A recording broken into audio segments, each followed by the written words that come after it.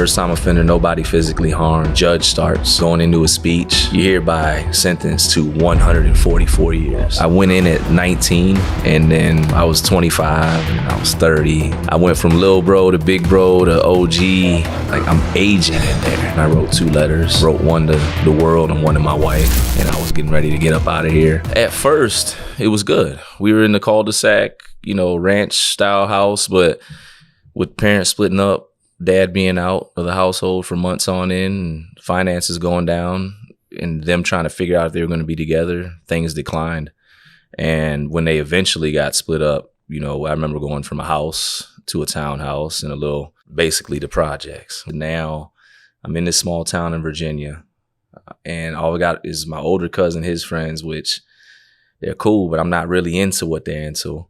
And I got my girlfriend, but that's it. So my social circle, that's all I was exposed to outside of work. And I'd hang out with my cousin, his friends. I'd get off work, drank with them, because he eventually ended up getting his own spot. And they were always over there plotting, Yeah, they always had a plan. They were doing this. They were going to make a move. And I was never into it. I was a hustler. They were trying to stick shit up. Right. Yeah, and I wasn't trying to hear it at first. What were you doing for work? I was working at Walmart. Changing tires and, just that, trying to, I call it, reacclimate to society. Right. I just, going from the military back to, and there's nothing wrong with that. Don't get me wrong, a Walmart or a stocker's job or changing tires, but it was a shock to the system. I wasn't happy, and it was just. Unless you're up the chain pretty far in Walmart, that's not a sustainable career. You're going to retire at, unless you're upper management of some kind. Right. How do you get there? Yeah. And you're 19, you don't see, you're like, what? You can't see 10 years away at 19. No, you can't see a month and a half away. No, not at all. So, so you're saying you're hustling, and these guys are, plotting like robberies and shit. Like, is that what they're plotting? Or are we talking about like bank robberies, or are we talking about just rob a local dealer? They're planning any type of robberies, whether it's dealer, store, bank.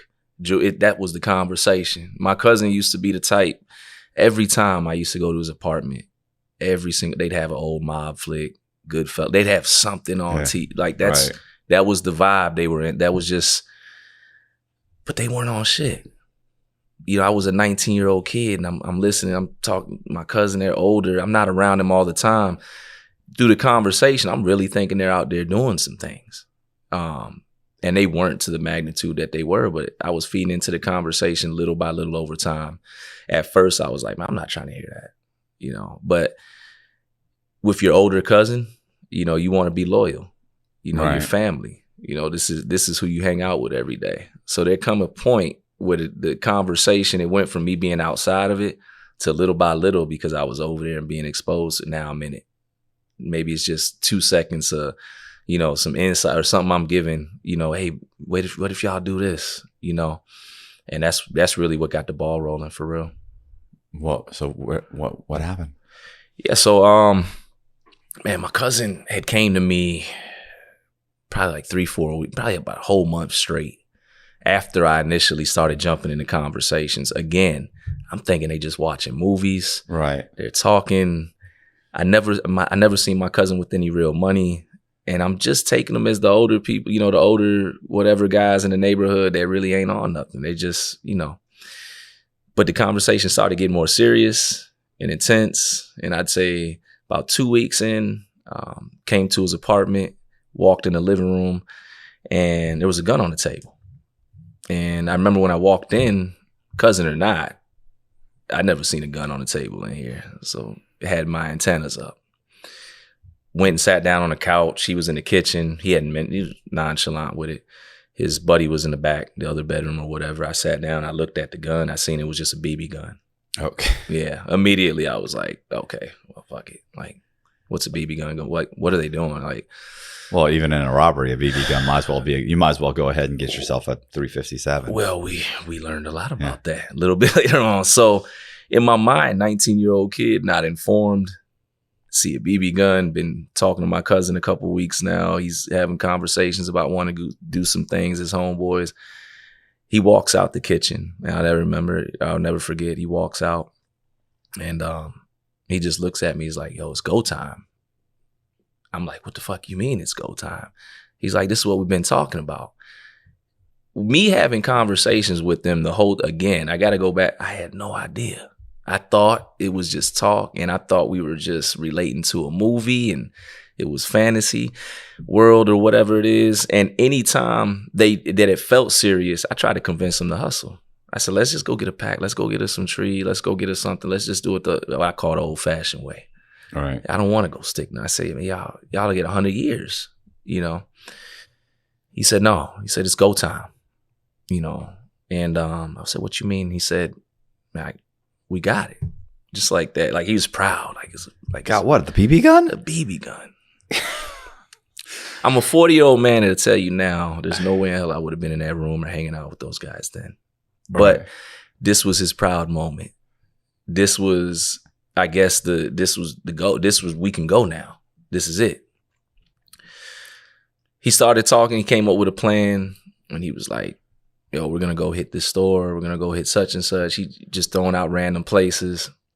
Ignored him that night. Walked out. I was like, cuz you're tripping.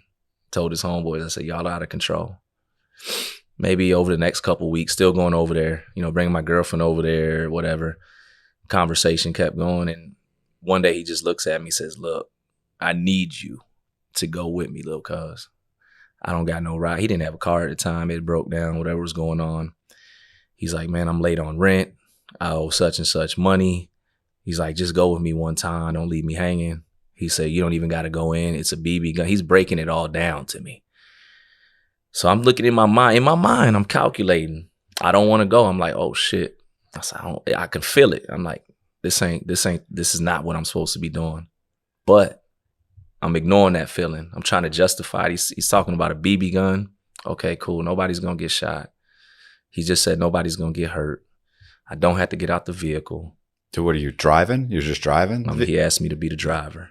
Yeah. That's might as well go in the bank. But in my mind again, that's the problem. Listen, let me tell you something. Yeah. I always thought, matter of fact, you might want to run with this at some point. I always thought you want to try and help curve crime.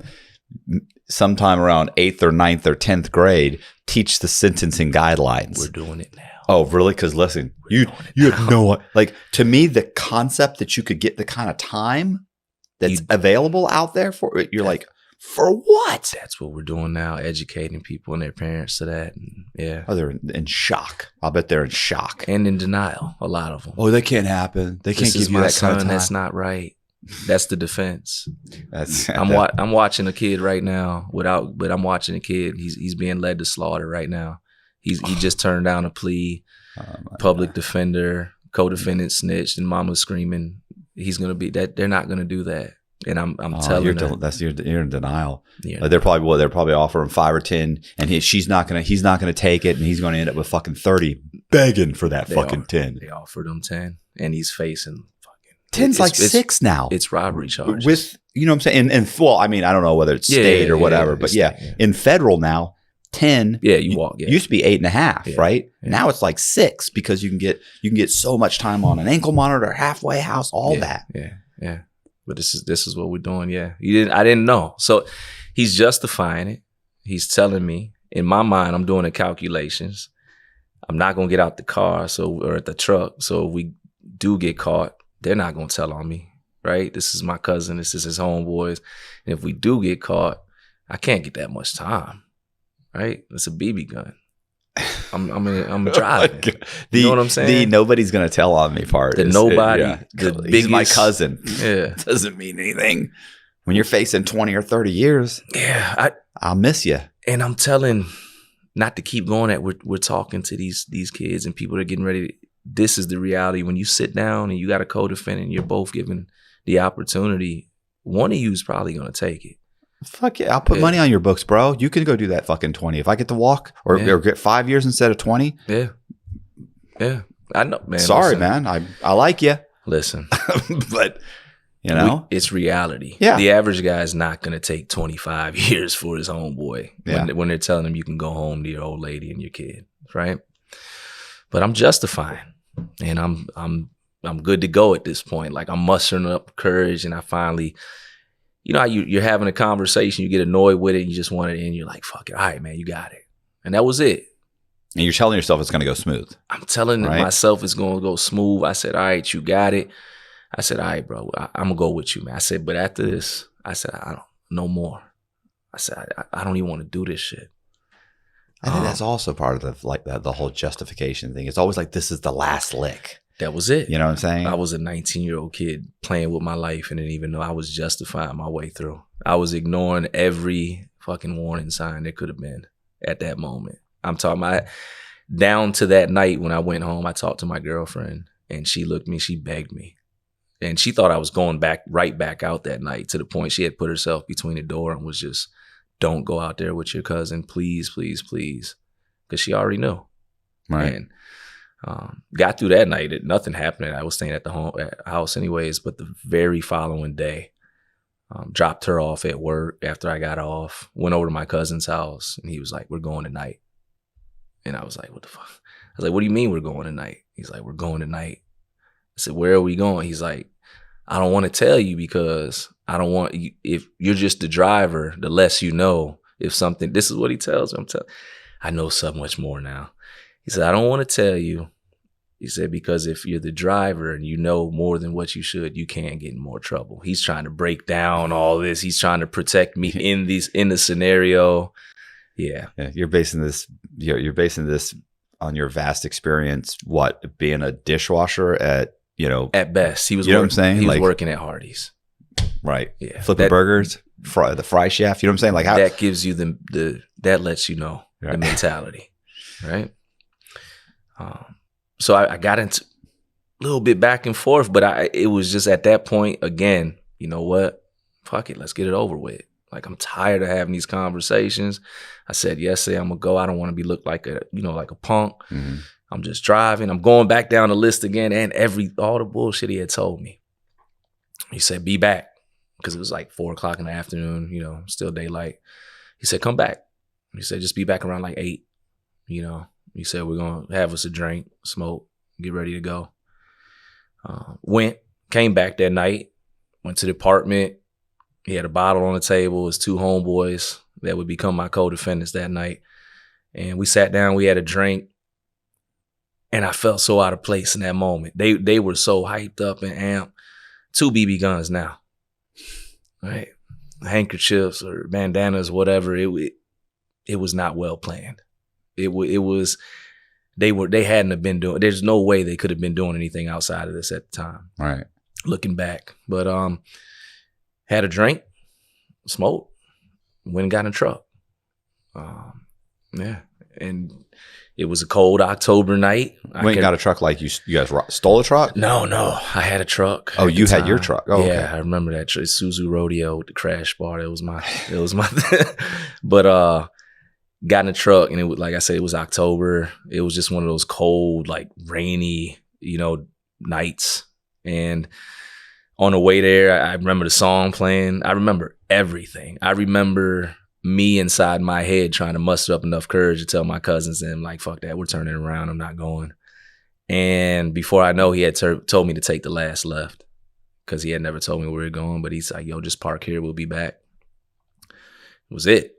Like, I didn't take the out. I didn't muster up enough courage to say nah. So we pull up, boom, I park, and they're out. But where was it? They had me park off the distance, but they ran into a restaurant that initial time. It was just some mom and pops. Allegedly, they had got some information or something that there was going to be some decent money there, but no. It just, my thoughts are they just seen it as an opportune spot and they didn't think it out well. Right. And when I pulled up, they hopped out. They were gone probably for about 2-3 minutes. I couldn't see them. It was dark by then. I could hear them when they were coming back. And those 2-3 minutes felt like 2-3 hours. I swear, I was looking through every window. I'm rear view and I'm checking. I hear them running back to the truck. They open the door, how the light pops on. I can see money falling out my cousin's hand. I pull off. One of my co-defendants at the time, well, eventually would become one. He's like, fuck, I dropped my bandana. So now as I'm driving with the lights off, trying to get us home or back to his spot, in my mind, I'm praying and I'm still justifying. I'm like, all right, well, it was kind of raining. Maybe the bandana got blue. Maybe the money, the rain, or what. Maybe none of that stuff will get seen, but, you know, come on. If witnesses see people run in a certain direction, obviously the police are going to probably walk that way or look that way. Right. They have 2 guns on them. I got 2. They're threatening people. Yeah. We're in it now. It's over with. So get them back, drop them off. I asked him one last time. I was like, cuz nobody got hurt. He was like, nah, I told you that. We got BB guns. Stop asking me. He said, just be back here tomorrow. And I was like, oh, all right. His demeanor had changed now. It went from, hey, cuz, I need you to now. It was like, he's a tough guy. Yeah, now he's a tough guy. Now he's the fucking man. Now he's barking almost orders. Right. Right. Make it home myself that night, back to my grandmother's. And that was the most paranoid night of my existence. I'm looking out the window, every car driving by, every sound, every cricket, every creak, whatever. Like I'm hearing it. I'm up. I'm on 100. Because I'm just waiting for the police to come. I'm just waiting for them to pull. I'm like, yo, somebody saw the truck, anything. Nobody comes. Get up the next morning. I'm trying to act like everything's normal. You know, get up, get dressed, go to work, get off, go to my cousin's to meet. It's time to get the money. Walk into my cousin's apartment. It's me, him, his 2 buddies, the other guys that went. We're in the kitchen. And we're standing there. He pulls out blue money bag from up top. And he unzips it. He does this whole fucking theatrical. By the time he pulls out the money and gives everybody there, I probably made out with, I can't remember the exact number now, but no more than $500. Easy. I can safely say under that. And he had this big old knot in his pocket. His homeboys, I want to add this part, they were followers. They were flunkies. Right. They didn't say anything. I did. I was like, damn, bro, why is your knot bigger than all? Like, you know, what's going on with that? He was like, no, I got mostly singles. And I'm like, that's crazy. I said, bro, don't worry about it. We're not doing this no more. He said, all right. He said, literally now we're going back. Oh, you acting funny over the money. I'm like, bro, we just risked everything. I got $400 some dollars in my pocket. And you walking around with this. I said, this isn't right. He said, man, we're good. He said, just chill out. We're good. I said, fuck it. I left, walked out. And everything was good. Everything was good for probably about 2 weeks. And then the weirdest shit happened. And I don't want to say I felt like we were going to get away by then, but it was quiet. 2 weeks in, you don't really see anything on the news. You're good to go. And I've never been in that situation. So I'm just hoping, praying. Were they just waiting for the DNA to come back from the bandana? Well, let me tell you what happened. Let me tell you about these intelligent individuals that I connected myself to. So one night, neighbors call, police, noise complaint, baby crying. One of my cousin's co-defendants had moved in with his baby mother. They had the bedroom. He had the other bedroom. Baby crying, loud music. Cops get called. Cops come. They knock on the apartment door. Music's blasting. They hear baby crying. Cousin opens the door. I'm not here. I read all this in the motion for discovery. And when he opens the door, they smell marijuana. They're smoking in there. Gives the cops a reason to come in now, right? We called about a child. Music's blasting. We smell marijuana. It's not legal. Where we at? Cops enter the premise, and they don't find any. Baby's good. It wasn't no crazy shit like that, but they find like a bong. But they keep searching. Now they're looking for weed. They go in the kitchen. This is an emotion discovery. They reach up on top of the pantry, and they pull down the blue money bag. They kept the blue money bag? They kept the fucking blue money bag. They never got rid of it. And to this day, I'll never know why. I don't even understand the thought process behind that. Yeah. So police took it. They tagged it. Nobody got locked up or anything that night. Yeah, they don't really know what it means. It means something though. Yeah, they don't. Yeah. It means something. This is abnormal. We found a bong. We're gonna take this. The next day, because that happened at night. The next day they hadn't told me anything. I rolled over there And that's when my cousin, our co-defendants, well, eventually would be, where they're like, yo, the cops are over here, but we're good. They got a money bag, but they're not going to be able. Here goes them. They're just giving me all the reasons why we're not going to get caught and everything's going to be good. And my cousin was like, look, if something goes left, I got you, cuz you was in the car. Nobody knows you were there. You're good. So I was like, all right. I said, okay. I said, but bro, this is not right. Everybody, all three of them acted like they weren't scared, like they were good to go. Within the next like 36 hours or 48 hours, the two co-defendants, my cousin's homeboys, they were both gone. They shot down here to Florida. They were like, fuck that. They went on the run. My cousin was desperate. He felt the pressure because in the midst of them being on the run, they ended up getting picked up down in Florida, down there somewhere in South Florida somewhere. They didn't have anywhere to stay. They were loitering outside a fucking Target or something. Got picked up by the cops, and they already had warrants on them. The grand jury had already indicted. They had fingerprinted the bag, traced it back to the crime, and that was a start. And in VA, I don't know how it is, anywhere else, but at the time, especially for like state charges, grand jury indictments, the grand jury convenes like every Monday. And you don't know. It's not like they're going to tell you, hey, we're deciding if we're going to issue a warrant. But by the time they had got locked, my cousin had disappeared. I went by his apartment 2-3 times. I'm like, fuck, he must have dipped too. I couldn't find him. I'm like, and I'm paranoid now. I'm like, shit. But in my mind, I'm good. He say, oh, if anything happens, you weren't in there. Nobody's going to be able to pin you but us, and we're not going to tell. Yeah. I'm thinking I'd be at the police station saying, listen, I think these guys might have done something wrong. I think I remember hearing my cousin say something. Did you find a money bag?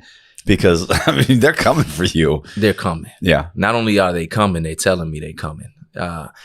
Christmas Eve, 2002, at my grandmother's house, trying to be as happy as possible. Family doesn't really know what's going on yet. We're stressed. Cousin disappeared, but that's neither here nor there. He's grown. Who knows? Maybe he went back to DC. That's how the family looked at it.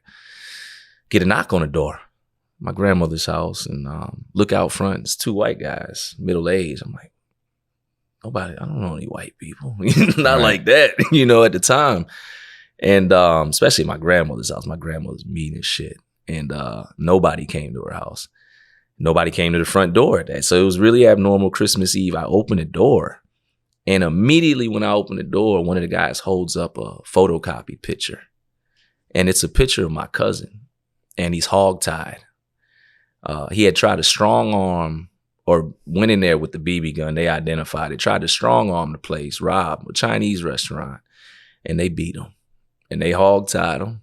And they waited till the police showed up. Yeah. And the detective showed up with that picture. And literally they were like, we're coming. And I said, what are you talking about? They were like, oh, you don't have to worry about it. We know what we're talking about. And then the one detective looks over at me, says, hey, do me a favor. When you go on a run, go somewhere warm. So when we get you, we can take a vacation. And I was just like, man, I don't know what you're talking about. He's like, okay, we'll see you around. They walked off. I closed the door and I tried to act like everything was normal for the holidays. What's your family saying? What are they like? They didn't know they came. But they don't know that he's locked up too? Because he's locked up now. He didn't reach out to anybody? No.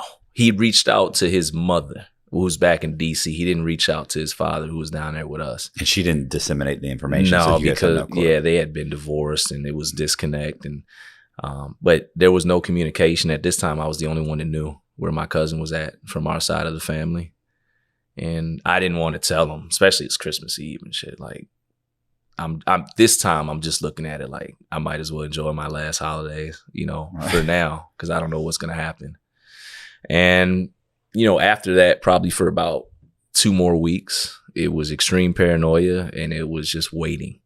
And they were showing up outside my girlfriend's job, the detectives, and just sitting there, just making a show, and just really harassing.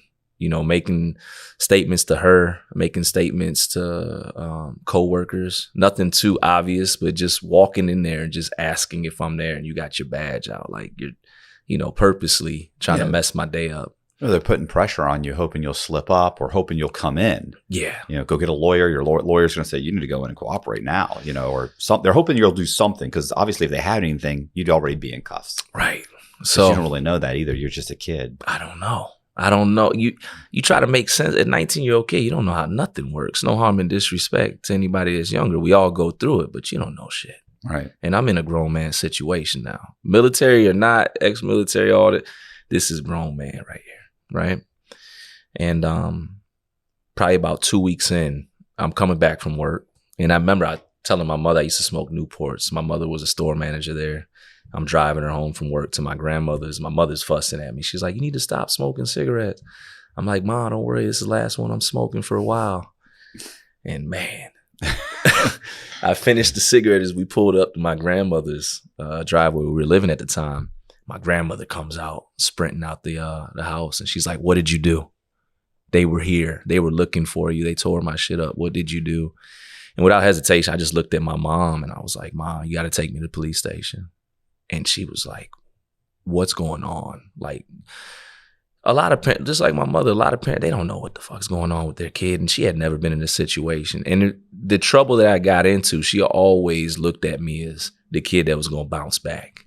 Like, this is my son. Like, he's not going to get in that type of trouble. Right. So when I told her that, she looked at me. She said, why? I didn't tell her why. But I knew I was going to turn myself in immediately. I had made a decision probably about a week prior. I was like, I'm not going to run. I'm tired. At this point, I was popping Tylenol 3s to go to sleep at night, drinking, just anything to get my nerves down. And I looked at her. I said, let's go. Stopped at the 7-Eleven on the way, to the police department, got a Sprite. They called my girlfriend trying to stall, to basically telling her I'm not going to be there tonight to pick her up, acting as if there was still some normalcy about the, still going forward. She said, what do you mean? What's going on? I said, I got to go to police station. I might not be seeing you for a minute. And she was like, well, what do you mean? And she just started screaming. I was like, oh, I got to go. And I just hung up. And I was like, I just got to go. I got to go now. Get to the police department. Mother's scared as shit. She doesn't know, eyes wide. She's still trying to ask me what's wrong. And I'm so nervous. My nerves are so shy. I couldn't even really get it out. I didn't want to tell my mother I'm probably going to jail or prison. I don't know how long. I did something bad. So we get to the police department. Like I said, I walk in, I go to the front desk, and I'm like, my name's Christopher Willars. I'm here to turn myself in. I think you guys were looking for me earlier. You tore my grandmother's house up. And before I could get everything out, maybe at the end of it, those two detectives, they were basically sprinting out the door like they had made a $1 million bust. Like they had to come get me. Cuffed me behind the back. Mother started screaming. And that was the moment it got real. I likened that moment to being underwater and trying to get that last breath before saying goodbye. Mm-hmm. Because hardest part of my, incarceration, I'd say hands down, was hearing my mother scream, knowing I caused that pain, and I couldn't console her at the same time, and she didn't know what the fuck was going on. She was just like, let me hug my son, let me hug my son. Eventually, the detectives let her come over, and she hugged me, but I couldn't hug her back, and then it was over with. They carried me to the back, and that's when it was like everything was real in that moment. Like, here we go. Went to the back. It was about 4:30, mid-afternoon, not yet dinner time. And I was probably back there for about 30 minutes before I had went back to the booking and get fingerprinted and all that. The same two detectives came to me, and they pulled me into the interrogation room or whatever. And I'll never forget. Immediately pulls out this manila folder. He opens it up. He pulls out a couple documents. He slides them over. He says, hey, you're a good kid. You're the youngest one. You're ex-military. This is not you. Don't you want to go home by dinner time tonight? And I looked at him, no hesitation. I was like, I don't know what you're talking about. He's like, look, man, I'm trying to help you. If you don't take this out, you're going to be gone. And then that time, the second, I said, well, what are we talking about? He said, well, you need to testify on your cousin, your co-defendants, and you'll be home. You sign this, you go home right now. Call your mother back. Looked at him one more time, and I was like, I can't do that. I don't know what you're talking about. He's like, man. He's like, you just threw your life away. And I'm going to be the reason it's gone. Because at that point, he extended the olive branch. And because I didn't take it, it was like I was automatically like public enemy number one. Yeah, but he didn't sound like he really laid it out and explained it very thoroughly. Like he didn't. The whole process with me going through it, but all he said literally is like, yo, if you testify, you go home right now. I didn't look at the paper. I didn't do anything. I don't know if it would have changed, my decision making or any of that. I just know at the time my thought process was, it wasn't even necessarily about not snitching. It was me and my cousin fucked up. We caused damage to this family. We need to figure it out. I don't want to be the cousin that goes home to the family and says the other one's still there because, I testified. Well, I'm assuming your cousin pointed you out. Like it sounds like I'll bet you all three of these guys. I mean, I don't know the story exactly, but yeah. So that was how they got me. I didn't. You don't know. You don't know until somebody pointed to you. Yeah, you don't know until you know. Right. And one of his homeboys had begun to talk, and they still were going to give me the out. Right. They were like, "Oh, he's just the driver," About when I turned that down, detective made that statement, immediately went to book and fingerprinted all that. I got put in a hole, yellow brick road, processing before you go into population. And I'm back there in a hole. You're typically back there for about another week and a half, 2 weeks, whatever it is. And there was a point where I finally got used to the schedule, the tray slide open up. I'm thinking it's lunchtime. Tray slide opens up, and I look, I'm laying down on my mattress. I'm in the hole. You can't do anything. And all of a sudden, a tape recorder gets sat down on my tray slide. And I look, before I can get all the way to look up out there to see who's there, presses play. And it's literally my cousin and another co-defendant. I mean, they're just breaking everything down. But here's the thing. They're not just breaking everything down. They're trying to put other things on me as well.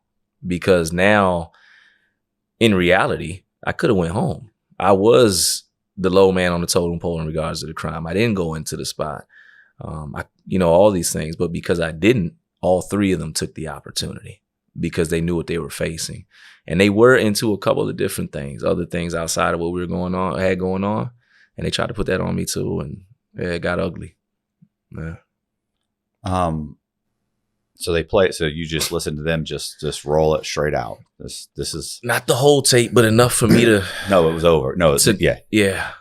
And the reason I knew it was over officially, I ended up getting in the general population. I listened to that tape. They walked off. And the last statement, they're like, yo, we'll see you in court. Just like that.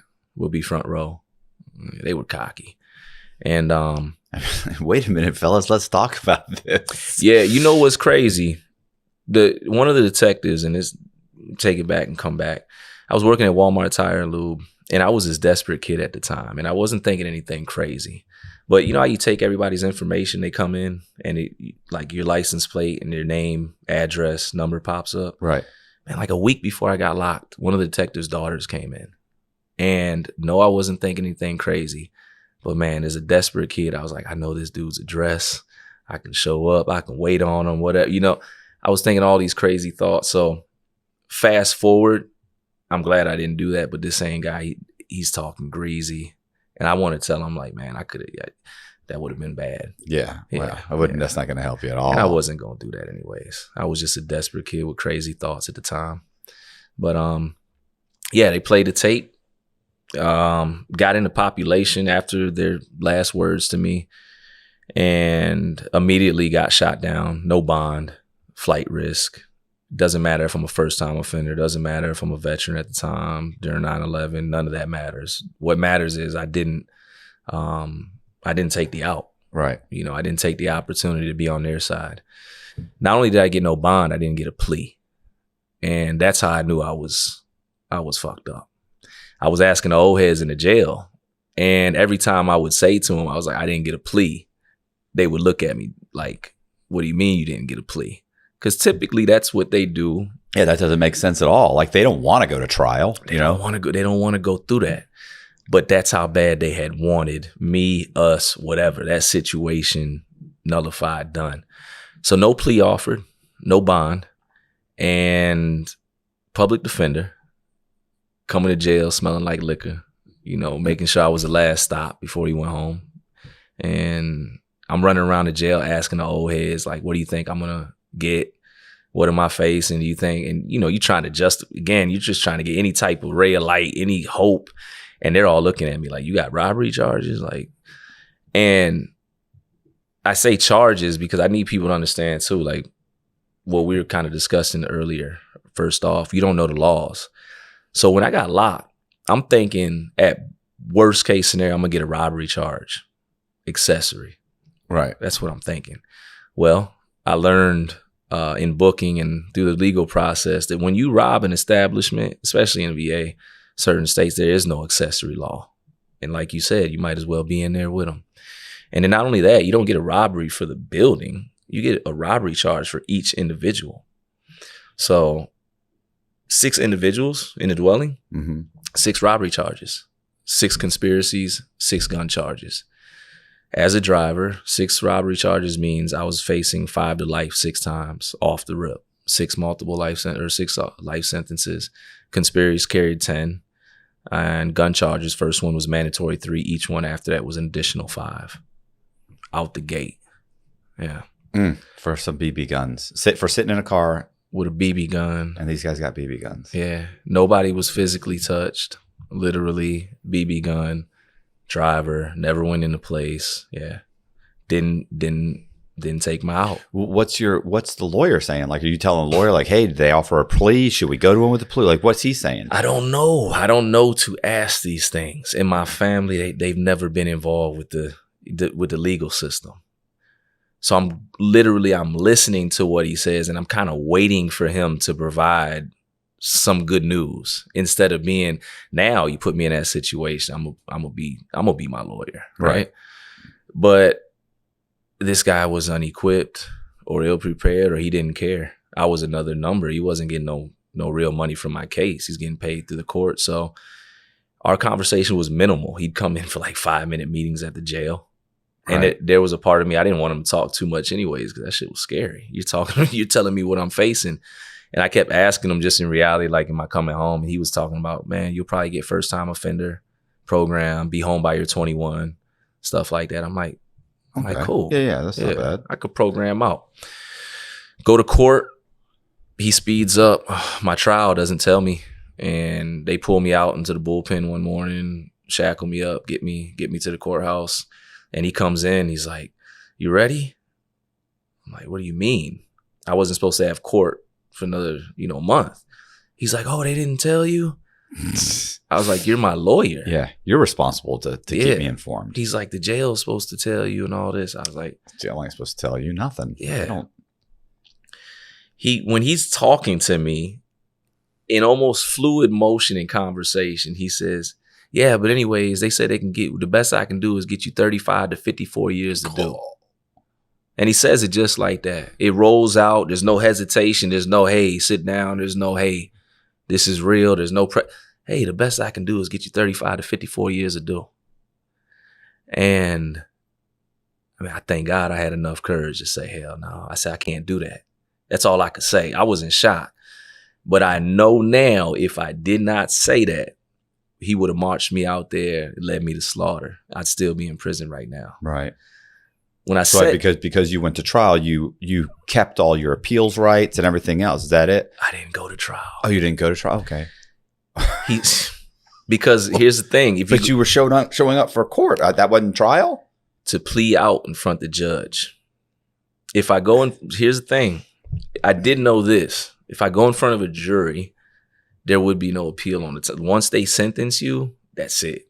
You're locked into that time for unless you can just outright. If I go in front of the judge, it gives me an opportunity, to make it out this thing alive. I did know that. The next best thing you can get outside of a plea is basically throwing yourself to the mercy of the judge and saying I fucked up. And anyways, when the lawyer, he told me the public defender's like 35 to 54 years is best. I say, no, I can't do that. He literally looks at me, he says, well, I'm going to go back out here and give you a minute. You just tell me what I should say. I'm a 19-year-old kid, man. Right. I'm about to lose my life. You tell me what you should say? You're supposed to be my guidance, you know? And he walked out. And as a 19-year-old kid, I had to try to figure out in like a minute flat how much time I could offer to the courts and the prosecutors to make them happy and how much time I think I could get through with my prison sentence in order to live again. And I was watching people my age, kids, young, whatever, go in for robbery charge, end up with life sentences. Oh. Yeah. So I went to him, I told him, he came back in, I said, man, I just want to be home before I'm 40.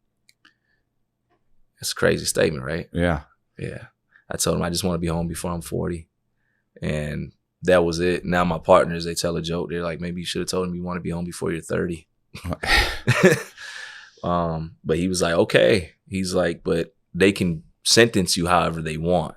We're just going to tell them what you're asking for. And he's like, I'm going to tell them you hold yourself accountable and all this. Because by that time, they had already knew everything that was going on. Yeah. There's nothing for me to discuss. So walk out there. Mom gets on the stand. She's the only one with me. That's about it. Everybody's gone by this point. She gets up there. She speaks to my character. I get up there. I speak to my military experience. I had never gotten in trouble before. Come back off there, and the judge starts going into a speech. And again, keep in mind, driver, BB gun, first time offender, nobody physically harmed. And he starts going into speech, and he's like, yo, you brought your big city ways to our small town. You're a menace to society. And I'm sitting there, and I start to go numb in my hearing. Like, my eyes are open. I'm watching it, but I'm like, I know it's over with. I should have took the 35 and tried to fight my way out of that, but there's no parole in VA. So I got to take the gamble. He starts shooting off numbers, and he's just shooting. I had numerous felonies. And there was a part where I feel like I kind of blanked out. My legs got weak because he had got past 100. I'm tallying the numbers in my head, but I'm not paying attention to everything he's saying. I'm just hearing 20, 25, I'm hearing this 10. I'm not hearing the suspended part, but I do hear you hereby sentenced in the Commonwealth of Virginia to 144 years in prison. Blanked out. He did say, all suspended but 19. So I got 144 years, all suspended but 19 at the age of 19. So I had 19 years to do in the Commonwealth of Virginia. But I say 144 because you still got probation after that, indefinite. Oh, it can go wrong. Yeah, 50. You can end up people don't realize I could still do the buck 40. Right now, off probation, passport, getting ready to travel, all that. If I get out here and I argue with somebody and cops get called, it looks the wrong way, they can definitely hit me with all that. So that's why, Yeah, your buddy's got a gun on him. You get pulled over, the car gets searched. He tucks the gun under the fucking passenger seat and then doesn't accept it and says, "Ooh, it's not my car." Just like that. You're going back. Just like that for the rest of my life. Yeah. So he shoots off the numbers and he walks back with me to the bullpen or the room back there. I looked at my mom like one last time walking back there. I mean, what are you thinking? You're still thinking 144? I couldn't feel it. I couldn't really think at the time. That's what I was thinking, 144. But outside of that, my judge or the attorney, he's telling me, he's like, yo, you got 19. He's trying to explain to me, you can get out in your 30s. I'm not hearing that shit. I'm so locked in on the 144. By the time we get back there, he sits down. He's like, yo, before they fucking move you back to the jail, this is the breakdown. And he was like, you can get back in court. He's he's selling me all these points and we're going to do a HABE and all that. And driving back to the jail, that was my time to finally process. The noise got quiet for a minute. I was the only one on the van. And I was numb. But then I started to identify the fact that this is the worst I got. Like, it's over. I'm not running. I don't have to guess about how much time I'm going to be facing. I got 19. I can get home before I'm 40. Now I'm telling myself they might change the law, whatever. I got a shot. And that was it. Get back to the jail, walk into the pod. Everybody had been waiting to see how I was going to get sentenced. And I told everybody, I was like, yo, I got 19. And for as hard as it is for some people to understand, those guys were celebrating for me. And I didn't even get it at the time. But a lot of those brothers were getting ready to go down the road for forever. 40, 50, 60 years and plus. So, yeah. Yeah, I've seen great acts of compassion from inmates. Oh, yeah. Yeah. So, I mean, are you like acceptant of the fact that, this is what you're going to do? You're not thinking, okay, I'm going to appeal. You're just thinking, fuck it, I'm just going to go and do my time. I tried to appeal. There was two things going on, right? So I did try to appeal. I tried to get back like on a HABE, right? Because you had a certain amount of time or sentence reconsideration. I forgot what the exact motion that I filed or had one of the jailhouse lawyers file for me. But after that first rejection, I kind of just fell into the mode of I'm going to end up doing this time. And then that combined with the fact I had started to get good at jail. Right. So I had been there for about 8-9 months now. I got it doing the trades in the pod, had a little clout with the COs because I could communicate with everybody. I was cool with the fellas. I'd fight, but it was more about I had to respect, So the urgency to get out of prison or jail, I started to become numb and I was conditioned to that environment. So I didn't desire my freedom as much as I probably should have in that moment. I was like, man, I'm just going to settle in. Yeah. And you've already got a little bit in. A little bit of time. Yeah. How long before you, you're processed and categorized? Well, I don't know what they call it in the state, but before they basically determine where they're going to send you. Yeah, like that's kind of how they do it, right? In the state, don't they? Do they send you to a receiving station or something, or a processing station? Yeah, from jail. After sentencing, because of my case, I ended up getting into a couple fights, regular jailhouse stuff. They put me in whole 2-man escort, which means you got to have 2 officers with you everywhere you go in the facility. You're cuffed at all times to the shower or whatever. And at that point, they kind of rushed my move down the road. And probably in about month and a half, I was on my way to receiving, like you said.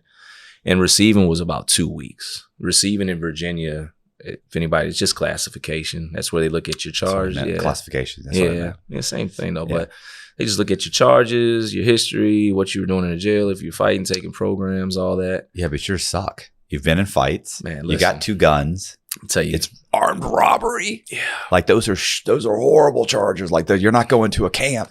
Yeah, and then I had a gang card on me because I'm from Chicago, and then I was getting the guys that were from out of town. At jail, we were kind of clicking up, not doing nothing too crazy. We just clicked up, and so all this is in my file. Get to receive, and we're in there. And I remember the day came where they were designating everybody their security levels, what prisons they were going to. And I was cool with everybody that were down the road coming from receiving. They started giving out everybody's numbers though. And they had us all standing kind of like where I call them the dog kennels, but the rec area where we're at. And everybody, Smith, level 1, Harris, level 2, blah, blah, blah. And they get to me, and they're like, Willars, you going to a 4. Again, I don't really know what none of this means. Some of them guys had already been down the road and receiving. Mm-hmm. And I kid you, I never seen nothing like this after this part of my bid. When the counselor said I was going to level 4, those guys physically started separating themselves from me. And not because I'm not but it's just they automatically, I was like, oh shit, they're looking at me crazy. And the counselor's even talking to me different. Like trying to get me prepared in a different way for where I'm going versus them. Right. And I'm like, oh shit. And man, about 3-4 days after that, I was on the bus and I got sent straight to Sussex II, level 4, maximum security prison, 70%, if not more, lifers. And what's that first day like? Man, first day, get off the bus. They bring you into a room. I don't know if they still do it. It's basically a change out cell. And they bring out a camera on you. You're getting naked. And they're getting pictures of your tattoos. And they're asking you questions. And they're talking shit. They're doing whatever they're doing. You get past that portion after they tell you squat and cough, all the traumatizing stuff. You go to the barbershop, they shave your head down. Because at the time, you couldn't even have facial hair. You could have a mustache and think like 1.25 inches of hair or something like that. It's changed now. And they give you your laundry. There's no real prep, no orientation, no conversation. They lined us up. And I remember when they opened the door, it's like July and we're inside. When they opened the door, it was like the Coliseum. It felt like the sun just hit hard. It was hot. We're walking down the boulevard. The rec yard separated. You know, it's like yards inside of yards, concrete and steel. Guys are yelling. Everybody's outside. And it's just, it's hell on earth. And I know it. And finally get in the building, they tell you what pod you're going to. I walk up to my pod. I stop at the office, which is in the front of the dorm or whatever, the pod.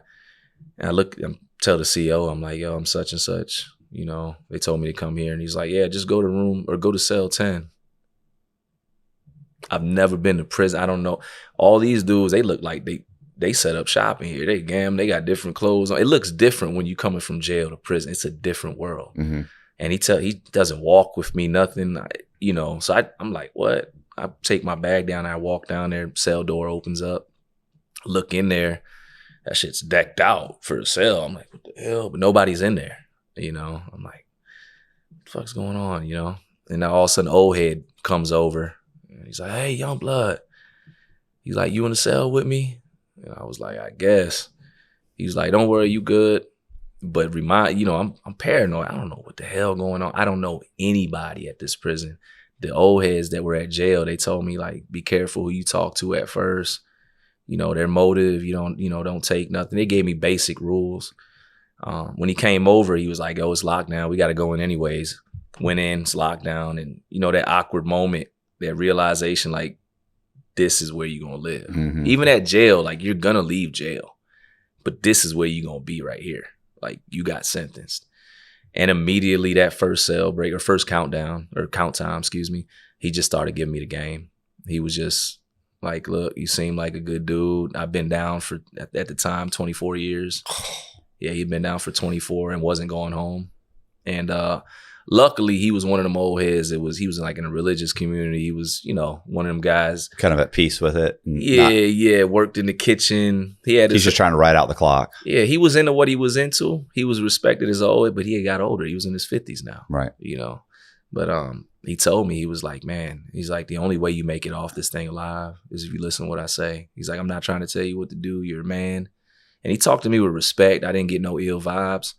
So I listened. I sat down on the box where I was putting my stuff. I said, man, just tell me what I need to know. And like the first sentence or two in, he started reaching underneath the lip of the toilet and grabbed out a blade. He was a knife maker in the pod. And he didn't grab it in an aggressive, like he grabbed the blade first, but he's like, here. He's like, you're going to need this. And I was like, that's how I was looking. I was like, nah. Yeah. Because at the jail, you fighting.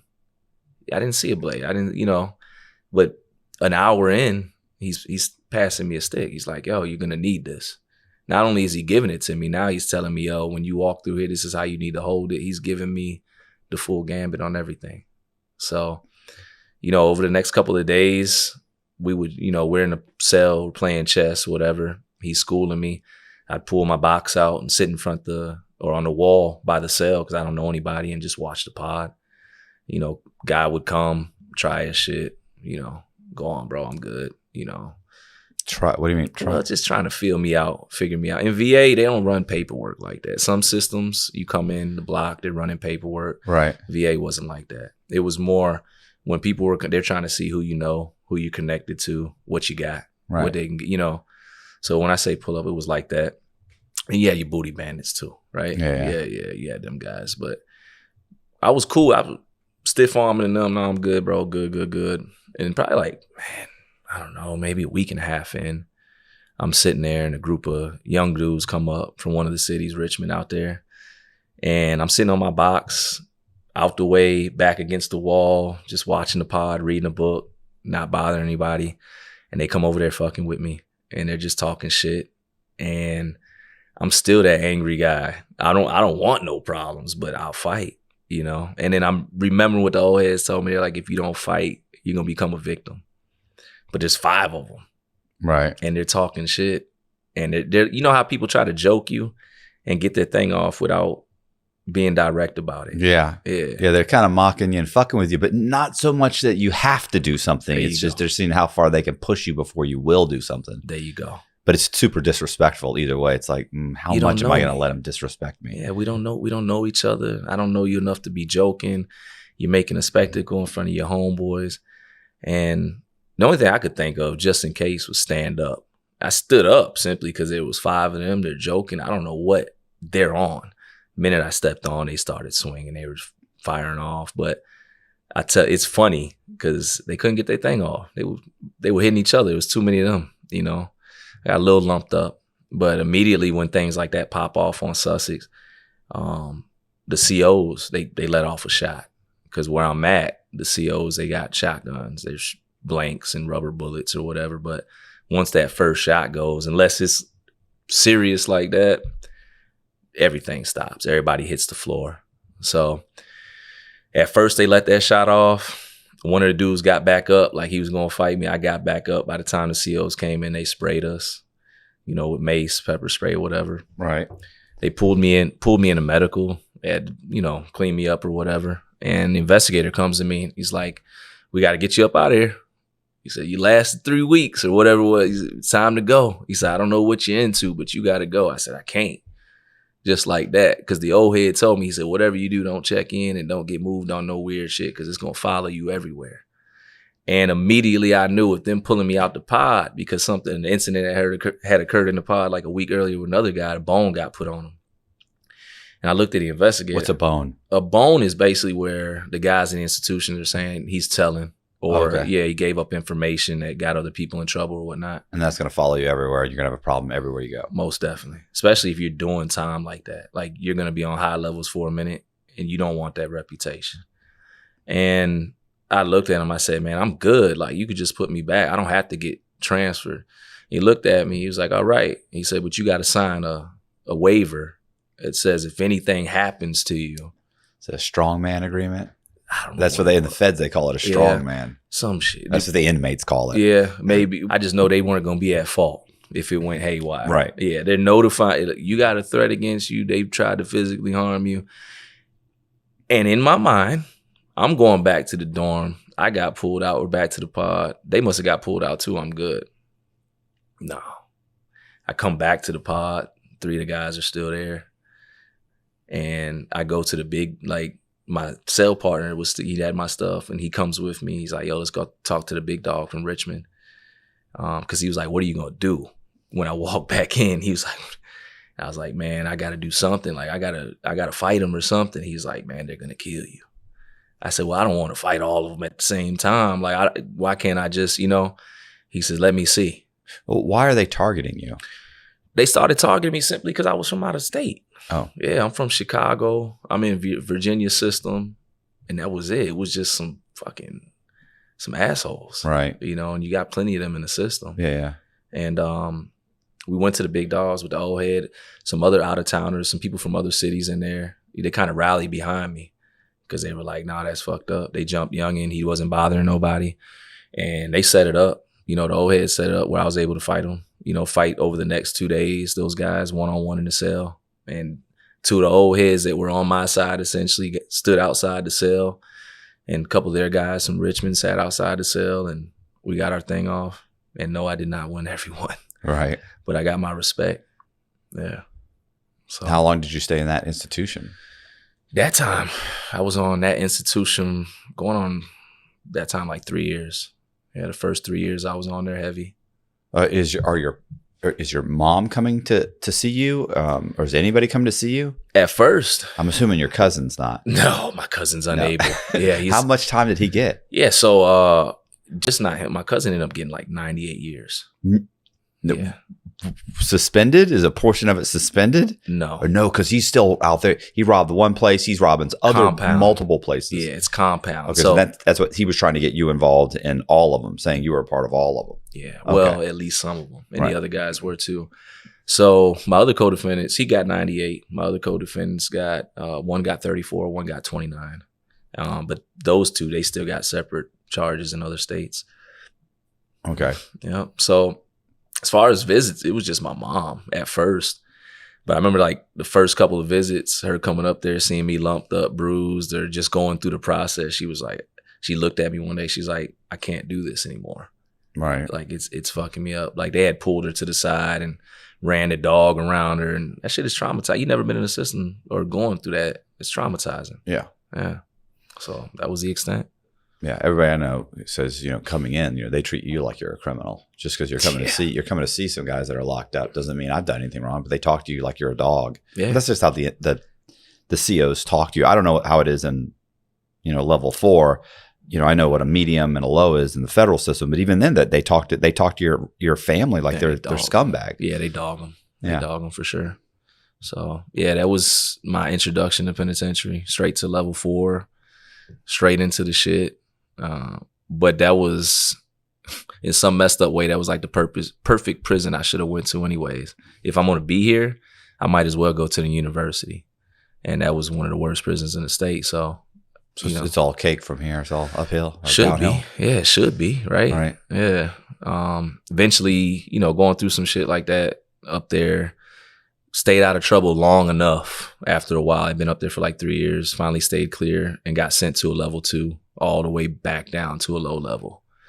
And I was like, all right, let's go. And I lasted probably like 4 months there before I got sent all the way back to Sussex II again for a second time. Why? What happened there at the... Hustling, getting in. I had a buddy of mine that I did know from the street, ended up doing some time on the same camp I was at. He was getting a pack in, and we were doing our thing. What's a pack in? What is that? Just work, just some marijuana, some tree, some marijuana or some weed, just stuff, contraband or whatever, some oil. In our mind, shit that wouldn't get us in too much trouble, right? I guess it's not going to get you new charges, but it's going to get you some good time taken away and maybe shipped. Yeah. So everything was good. We were making moves, getting money, all that, and then he introduced one of his homeboys into the car with us, or to get money with us. And he ended up getting caught on some shit and just folded.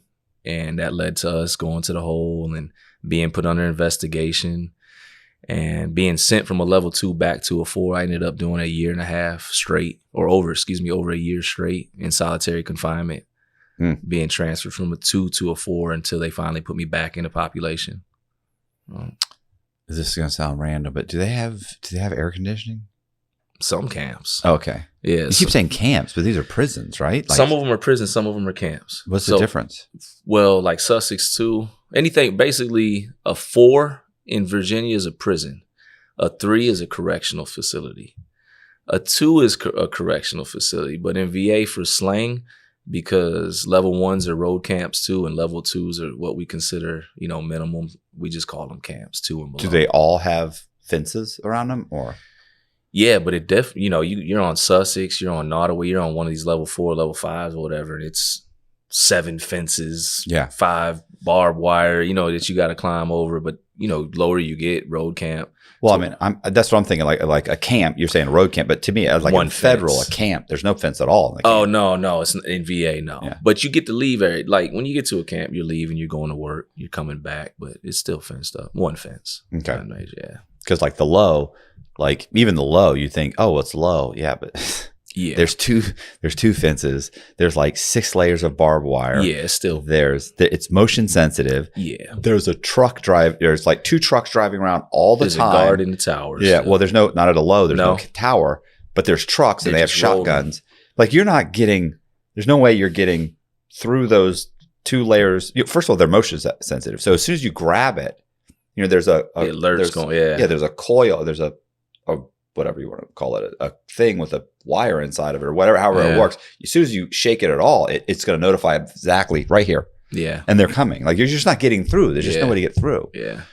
But like the camp, it's funny because you could just walk away from the camp. Yeah, I never experienced that. I heard though, I had a couple buddies who were in the feds. Yeah, I never went to a camp either, but I know enough people that my wife was at a camp. Yeah. So you go back, you're in the hole, you leave, you come back. I'm back on Sussex II. Right. Yeah. Did you see your old buddies? Everybody was like, yeah, hey, man. What's up? I'm a little bit more seasoned. Right. I'm in the hole for a little bit before they let me out. The guys here, I'm back on the camp.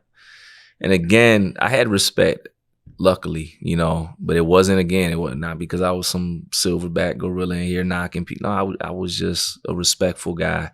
I was intelligent, so I would help a lot of the brothers paperwork, stuff like that as I got older, writing letter, whatever it was. So I, built these bonds. So when I came back, they were hyped up. Like, they were like, yo, my nickname's Life. They're like, Life's back.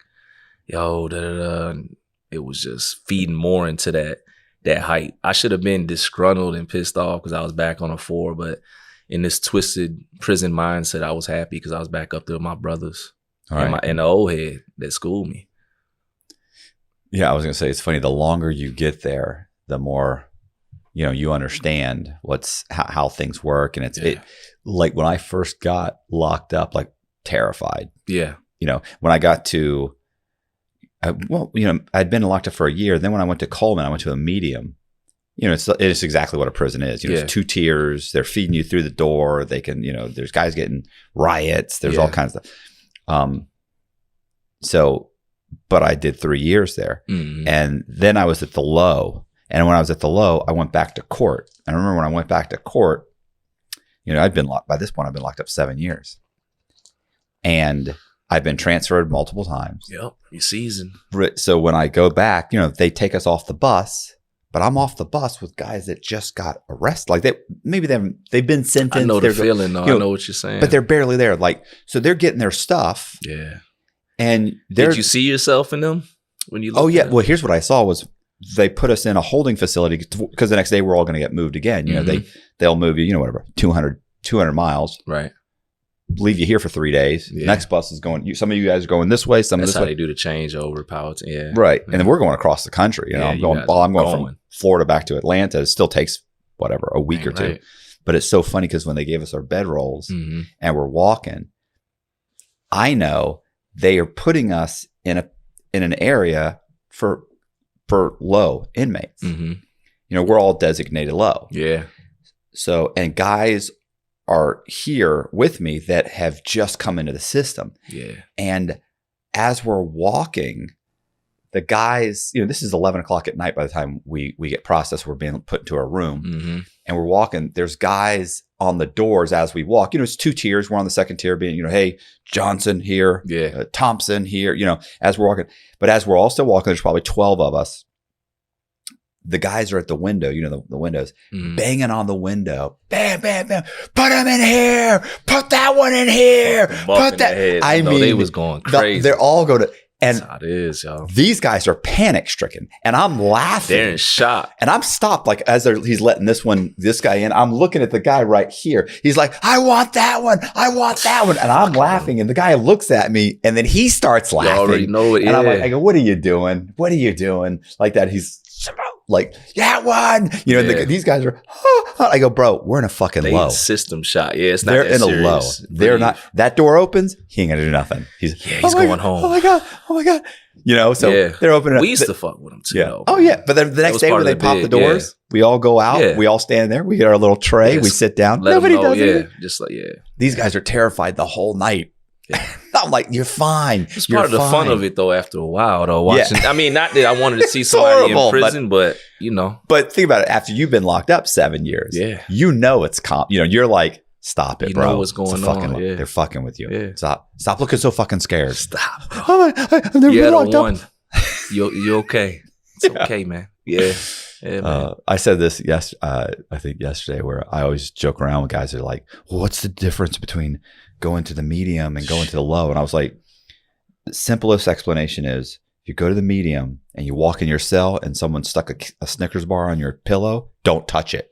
And I go, you go to the low, someone put a Snickers bar on you can eat it. Yeah. You're gonna be They fine. might leave a cup of coffee for you too. A shot of coffee for you up there or something. You're gonna be all right. It's different. I enjoyed my time when I finally made it. It just took me a while. Yeah. Right. Yeah. But I'm back on Sussex. And I remember this time what you were just talking about, I had got comfortable. I'm back on the compound. It's round 2. The shock's not there. I know what this is. I've been in one building, building, been on the yard. And you know everybody now, right? You got to know still half. Yeah. If you said 70% are lifers, even if they're moving down, I don't know if they do at that point, at least 50% of the guys. Easily. Right. Because prior to me leaving the compound, like after the first 2, I got the job as an inmate advisor, which so you have to talk to everybody. I'm talking to everybody. I'm walking around defending their, if they catch an institutional charge and I had that job. So got in trouble back up here. At this time, they separated the camp. They put all the lifers in one building. No, excuse me, 3 and 4 building. And they moved everybody that was non-life, 25 and less, whatever, and then 10 and less. And I was put in a building with 20 and less, and it was still kind of mixed. And the second time around, I was happy. I ended up getting put in the cell with my buddy Anthony. And I was good to go. I was back in my bed. I had a job in the kitchen. Me and him worked in the trade room. We were locked in. We kind of had a routine with the cell. He'd have it a couple hours. I'd be out, and it's good to go. And he was getting short on his time. And that was the first time in my bid I had seen somebody getting ready to go home from Sussex, where I was at. Mm-hmm. I hadn't seen anybody getting ready to go home. And I always tell this part because it's kind of like where my mindset shifted with prison. My buddy, and we're working in a additional room, me and Tony, and he's got 10 days left, and they're getting ready to move him to the re-entry pod. And I remember him telling me that last time we're washing dishes. You know how it is if you ever had a kitchen job, you're busting dishes, you're talking trash, we're in there 12 hours a day by ourselves. We're bidding, we're rapping, singing songs or whatever. And the last shift he worked with me before they moved him, he had already packed his stuff during the day. And he's like, bro, I'm going to miss you. He's like, man, I just got to make it out the door. I said, why you say it like that? He's like, I don't know, man. He's like, it's not over till it's over. I'm like, I said, bro, you about to go home, bro. Like, you tripping. Like, go over there and we'll see you later. Like, call me or let me call you. Give me your number. Let me call you when you go home.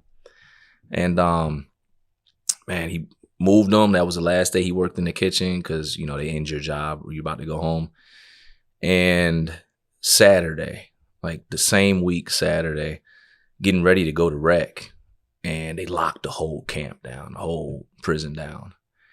And when some of the pods were already out, some of us weren't. We were on our way out into the rec yard.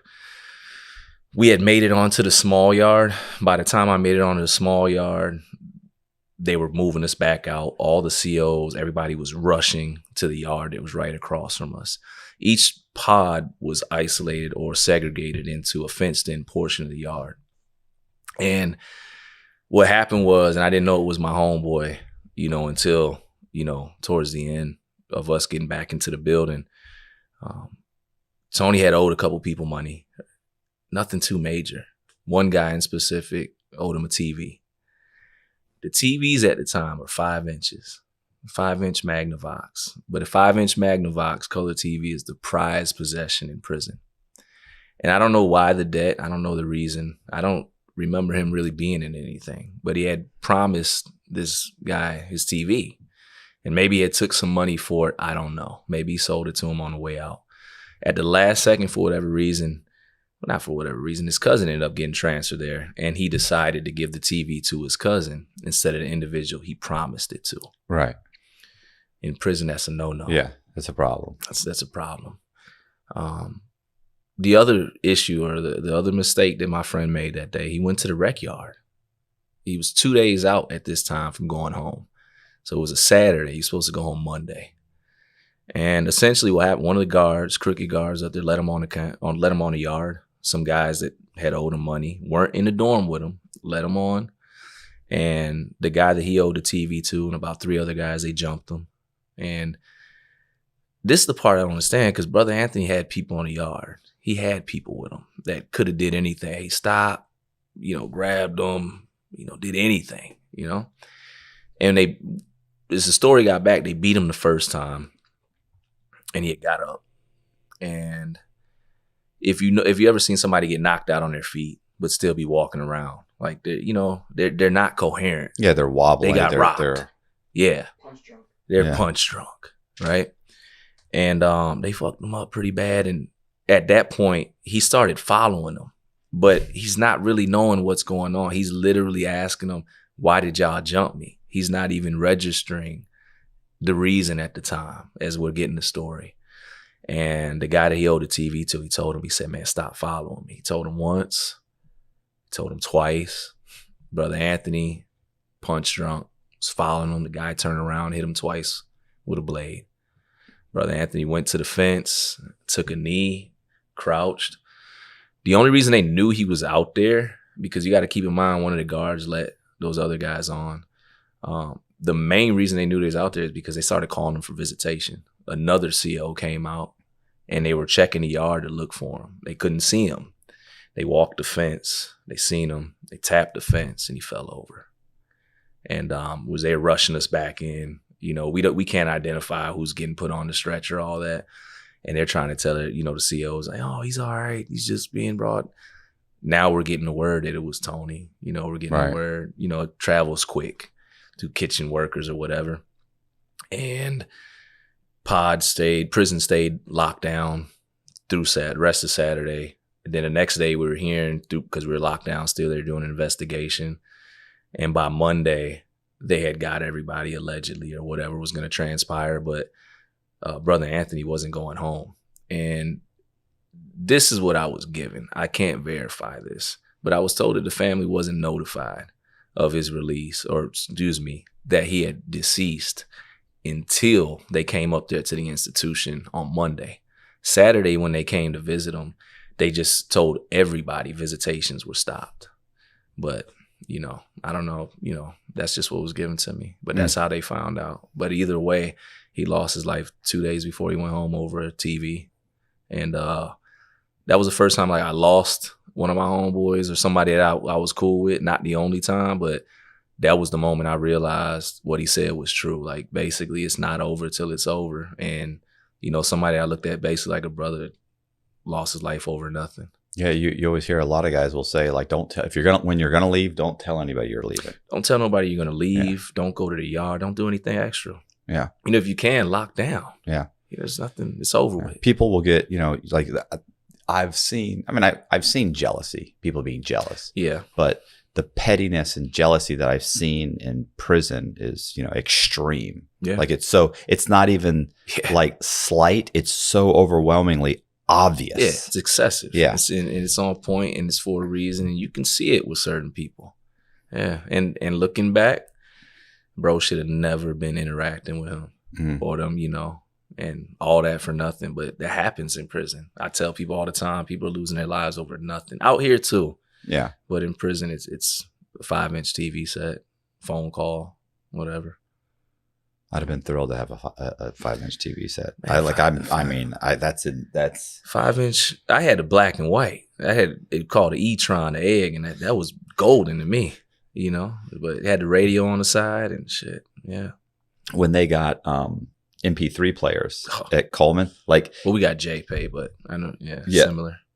I mean, well, you know, it was a little shitty. Yeah, we had the brick generic JP5s and stuff, and you know, you plug it in, and you know, you can download music. Yeah, you pay whatever $1.50 for the end. And listen, I had you know, over the course of 3-4 years, you got a ton of music. Yeah, and let me tell you, that knocked. I used to tell everybody this knocked about 30% off my sentence.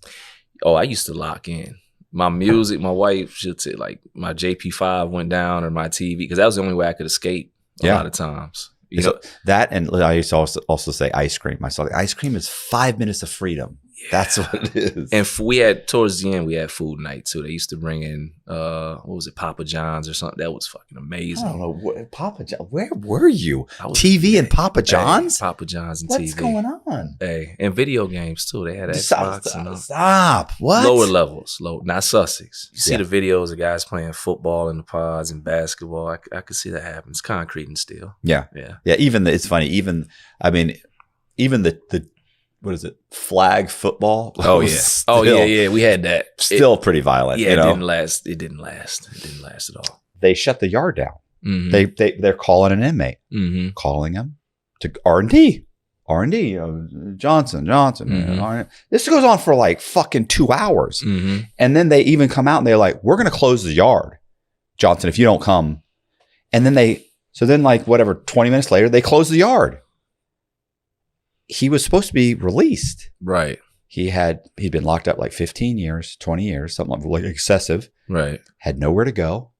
Had never had a job. And he just didn't want to leave. He literally was trying to stay on. They closed the yard. They empty out the yard. And they actually found him on the yard as they were emptying it out. One of the guards saw him and said, bro, what are you doing? You can't hear I that. thought you were gonna say something else because I've seen a guy hang it up. Oh no! Oh, because he was leaving. He made parole, and he killed himself. He hung himself after he made parole, and he'd already been down 26 years. We don't know any other reason he would have. Yeah, I've seen guys with 5 years left. Yeah, anyway, that guy didn't want to leave, didn't know where he was going to go, was terrified to leave. He'd gotten used to it.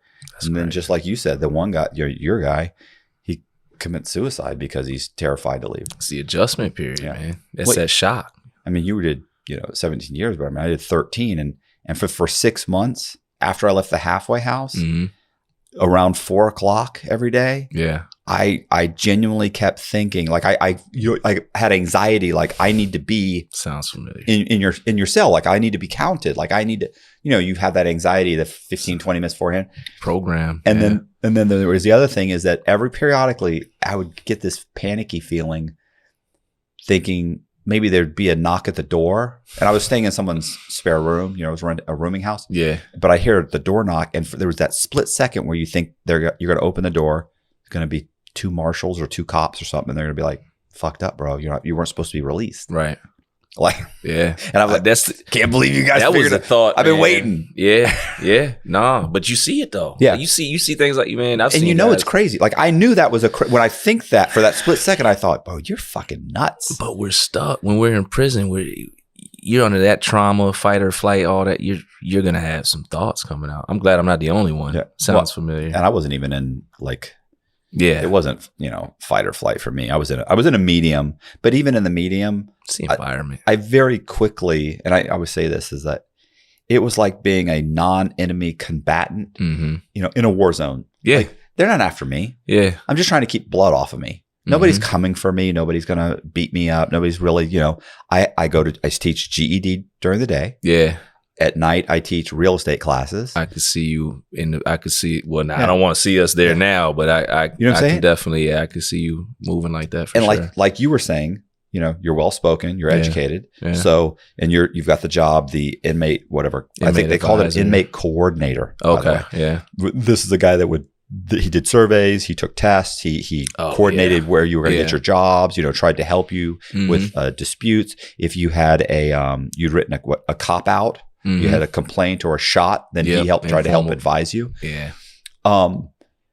So, you're kind of elevated in that environment. And I was a guy that, I'm a clean cut, educated, well-spoken white guy. So I'm basically like Google. So I'm constantly, guys would stop me. Hey, Cox. You're like, what? And they'd be like, listen, how many states are there? I heard somebody say same thing, brother. The 48 continent in the continent. What does that mean? I'm like, okay, so there's 50 states. I can see that in you as we're talking. And again, don't want to be back there, but if you've done time, you can kind of see how. Who else are you going to ask? You can't, what I'm saying? Yeah. So you can't Google it. Nah, not in there. The guards don't want to talk to you. They don't do nothing for you. Right. Yeah. That was me too, though. Yeah. And maybe not to the extent, but I ended up becoming what they call an elder, or a senior elder, senior mentor in reentry. Had the opportunity to create programs and stuff. But I can relate. It was clearly a different environment because, or at least as a low, remember you said there's no orientation? Yeah. So you do have an orientation in federal prison. You actually go, and the guys that are coming in, they'll sometimes wait a month or two, because they don't want to do it for 4 guys. Mm-hmm. Yeah. Oh yeah, there's a video, but other than the video, they actually they'll bring you into this room, and medical, they'll come in, they kind of, of course, when you first get to R&D, you see everybody. Right. But they actually come in and they kind of had a little, to talk about what the programs are, that sort of thing. Yeah. But what's so funny is that Boziak and I know a guy, his name's Chris Marrero. Mm-hmm. And we talk about somebody who's just not equipped for prison. Yeah. When he was, there's 40 guys in there, and they're talking about, different things, programs, everything. Yeah. He got there, and within 4 or 5 days, he goes to orientation. He raises his hand. He says, "Can I ask a question?" And they're like, "Yeah, what's up?" And he says, "Do you have juicers?" And they went, "Excuse me? Do you?" I know they. And they went, "I'm sorry." And he goes, "Juicers." I'm a big juicer. I like to, he has no idea, fruit. No situational awareness. And he said the guy just, I talked to him as soon as he came back. Yeah. He's like, man, they laughed at me. And I'm like, what'd you ask, Chris? I asked about if they had juicers. Man. Sounds like a unique guy right there. Right? Oh my God. Man. Listen, you want to talk hours? Yeah. Hours of entertainment. Yeah. I mean, well, you need those on guys. a daily basis. You need those guys in there. We would be sitting there, he's like, nothing. What's going on? It's like an hour and a half before such and such. And he'd go, let's go talk to Chris. I'm like, oh God. And we just walk in the cell and Bozak would go, Chris, we were outside and there you go. We saw these. They were, the planes fly over and they got like there's like a white trail, and he'd go, the chemtrails, they're poisoning us. And he'd go into a whole rant for 45 minutes. I love those guys in there, man. And then you guys didn't have TV either, so. No, well, we had TV rooms. Okay, you had TV rooms. But they're watching fishing. It's locked and in, if you're not interested, it's like, I don't. You need Chris. Chris is like Netflix in Chris. there. Yeah, I get it. Jail flicks. No. Right. So what? Yeah, we didn't have little TVs. Yeah, you didn't have the 5-inch Magnavoxes like us, the E-Trons. Yeah. So what else is going on? What's the next stage? Man, just next stage. Just continue to survive through prison. A couple more hardships, things that we're facing, just like anybody faces in prison. Losing family members, not able to say goodbye. Got sick in there. Thought I was going to be really sick, just things like that. You start to get older in prison. You navigate situations. You start to look at things differently. But, I went in at 19 and then, I was 25 and then I was 30. I'm looking in the mirror. I got hair and now I'm bald. I got grays. I went from little bro to big bro to OG. Like I'm aging in there, And, through my entire incarceration time while I'm in prison, like I said, I was respected, not because I was going to run around and bully anybody. I'm not, but helped guys, like you said. Mm-hmm. And at the same time, I was still with the young brothers or the brothers that was, they're in a car, they're making moves, they're hustling. These guys are the ones that go to the library. I was cool with everybody in prison. And I was on one institution, like we were just talking about, and the counselors that called me one day to the office out the blue. And they're like, yo, we got a job for you. This is like towards the end of my bid. And that's when they introduced this position called senior elder or mentor, like I was talking about. And I was able to go live in reentry. And I still had about 4 years left. But the dorm they were moving me in, everybody was 6 months and under.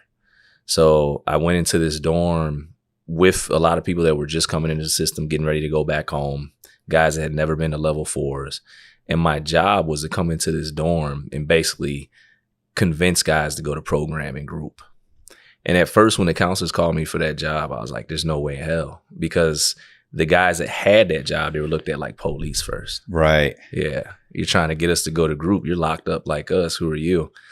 But when I went over there for the interview, because you're working for the staff. You're working for the staff. Prison. Yeah. I'm like, and the whole time I'm not, inmate advisor is one thing. You go to your job, you come back, you're helping guys pay work. Convincing guys to go to group every day, it's a whole nother situation. You're giving guys, like you said, jobs. That's not looked at favorable from everybody in prison. Some guys will respect you because you got juice or clout. Some guys will look at you like, who are you to be giving me a job or telling me I got to go to group? Mm-hmm. The reputation was there for the job as being police. I didn't even apply for it. The COs and the counselors called me to the reentry dorm, interviewed for the position. I seen some. You're competent. It's hard. Yeah. There ain't a lot of competent people. I'm competent, right? And I got the influence with the youngins on the yard. Right. So when I went over there, I walked in for the interview. At first, I was like, fuck no, I'm not doing this. And before I could get up, the youngins were banging on the glass in reentry. They're like, big bro, come over here. We're going to chill out. We're going to listen. And the counselor's like, if you come over here, we're moving you in that dorm. And everybody was like 25 and younger and gang members. Yeah. Wow, boy. I was going to say, that doesn't sound like a dorm I want to be in. It isn't, because I'm still at this time, I'm on the other side of the camp. I'm finally down to like a level 2.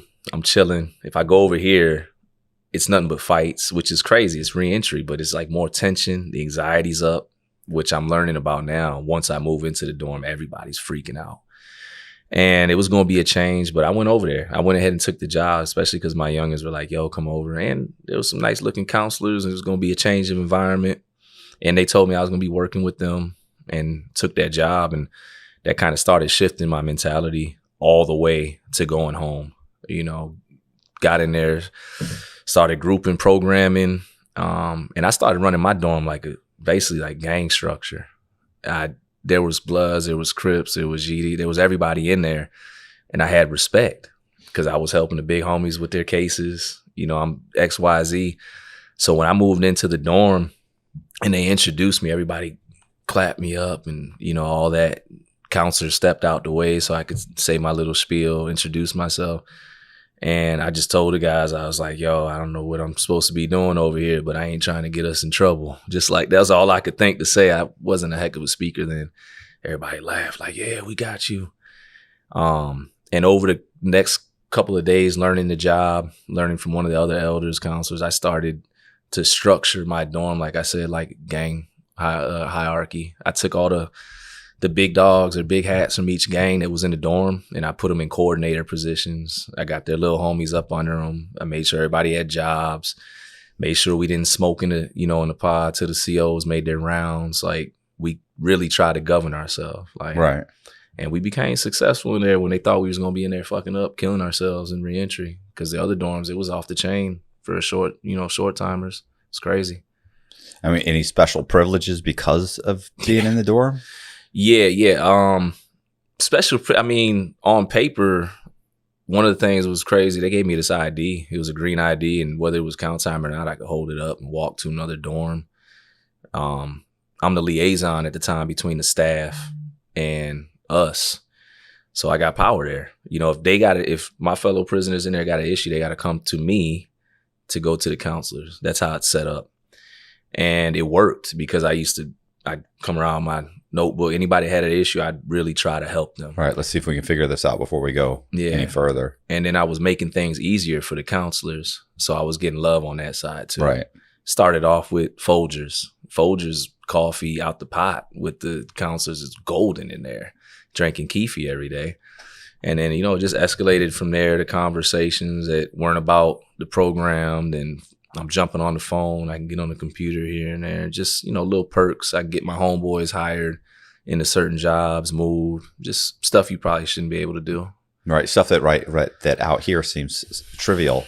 Very trivial. In there, it's super important and like coveted. If you can do that as a prison in there, you might as well be king of the land right there. Yeah. Yeah. I know my buddy Zach, when he was at the Medium, they had I don't know what you call the unit, but it was for basically people that had mental issues. And of course, nobody wants to go in. Nobody wants to be in there.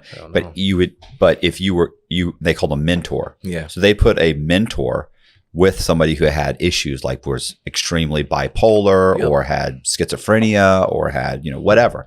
So you're basically taking care of this guy. He can't function by himself. He won't take showers. He won't clean his room. He won't. So they put you in there, and then they paid you. Yep.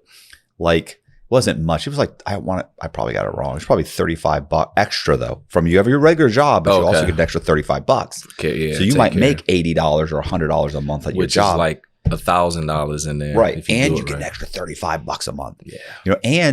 But in Zach, I remember Zach was like, yeah, but it's the other stuff you get. They have a movie room where you can get DVDs. They have, like, they would give you bags of Doritos. Yeah. There were these little things that seemed petty, but it's like golden. A bag of fucking Doritos of, Cool Ranch Doritos. Like, that's, it's priceless in there. That's, Motion, this guy I used to know, and they used to call them exotics. That's you can't get that without a commissary. We call it exclusive. Yeah, we call it exclusives. Yeah, for sure.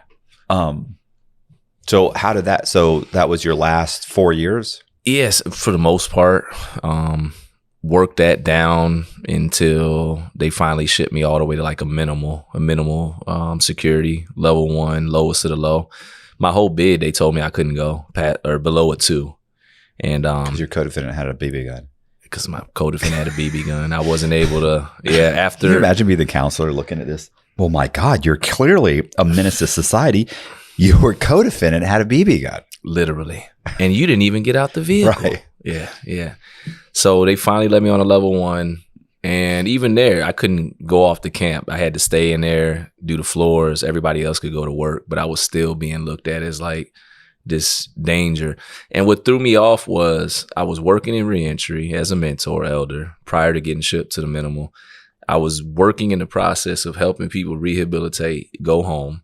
You were saying I was qualified to do that, but I was still technically, that much of a menace. I couldn't go to work release or anything. Right.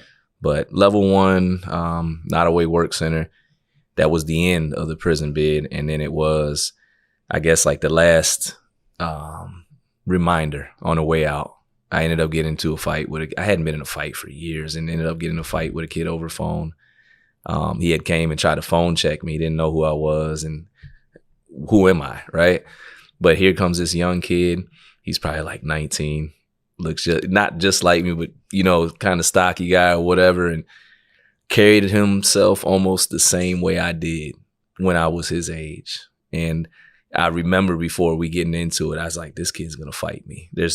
I can see it in his eyes. And that was like the last incident out the door. And it was also like if there was any part of me that would even look back towards prison or jail, not that I was even in that way thinking, but that was it. I was like, man, I'm so fucking sick of this. This is retarded.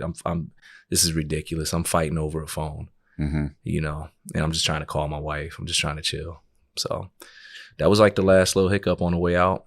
And your wife, you got married in jail? Oh yeah, in prison. Yeah, yeah. I got came home in 2020. Got married to my wife in 2019. Right before, yeah. Where'd you meet her? Well, I was in 2017, doing the elder thing, the mentor thing. I was running a nonprofit from inside, and it was making some good headway. It just needed somebody from the outside to kind of be an advisor or whatnot. And it was supposed to be business, but she couldn't resist me. No, no. But we started off business because she's intelligent. She was already working with 501c3 stuff like that, but. Just interaction, conversation. It grew into something else. What's funny is you saying that, like, oh yeah, so I'm running a nonprofit. Like, people have no idea how impossible that is in prison. Yeah. The little things that that you say, I was doing this, and people are like, oh, okay, he just went online. He had something. He paid for it with his credit card. Yeah. He ordered this. He ordered it. Like, man, you have no idea how difficult it is to do. Yeah.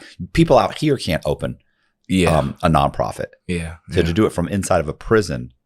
Yeah. Yeah. Yeah. But we did it because we felt like we weren't getting the help we needed.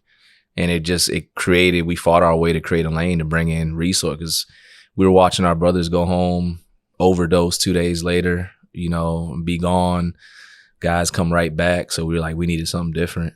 And we just started creating our own programs.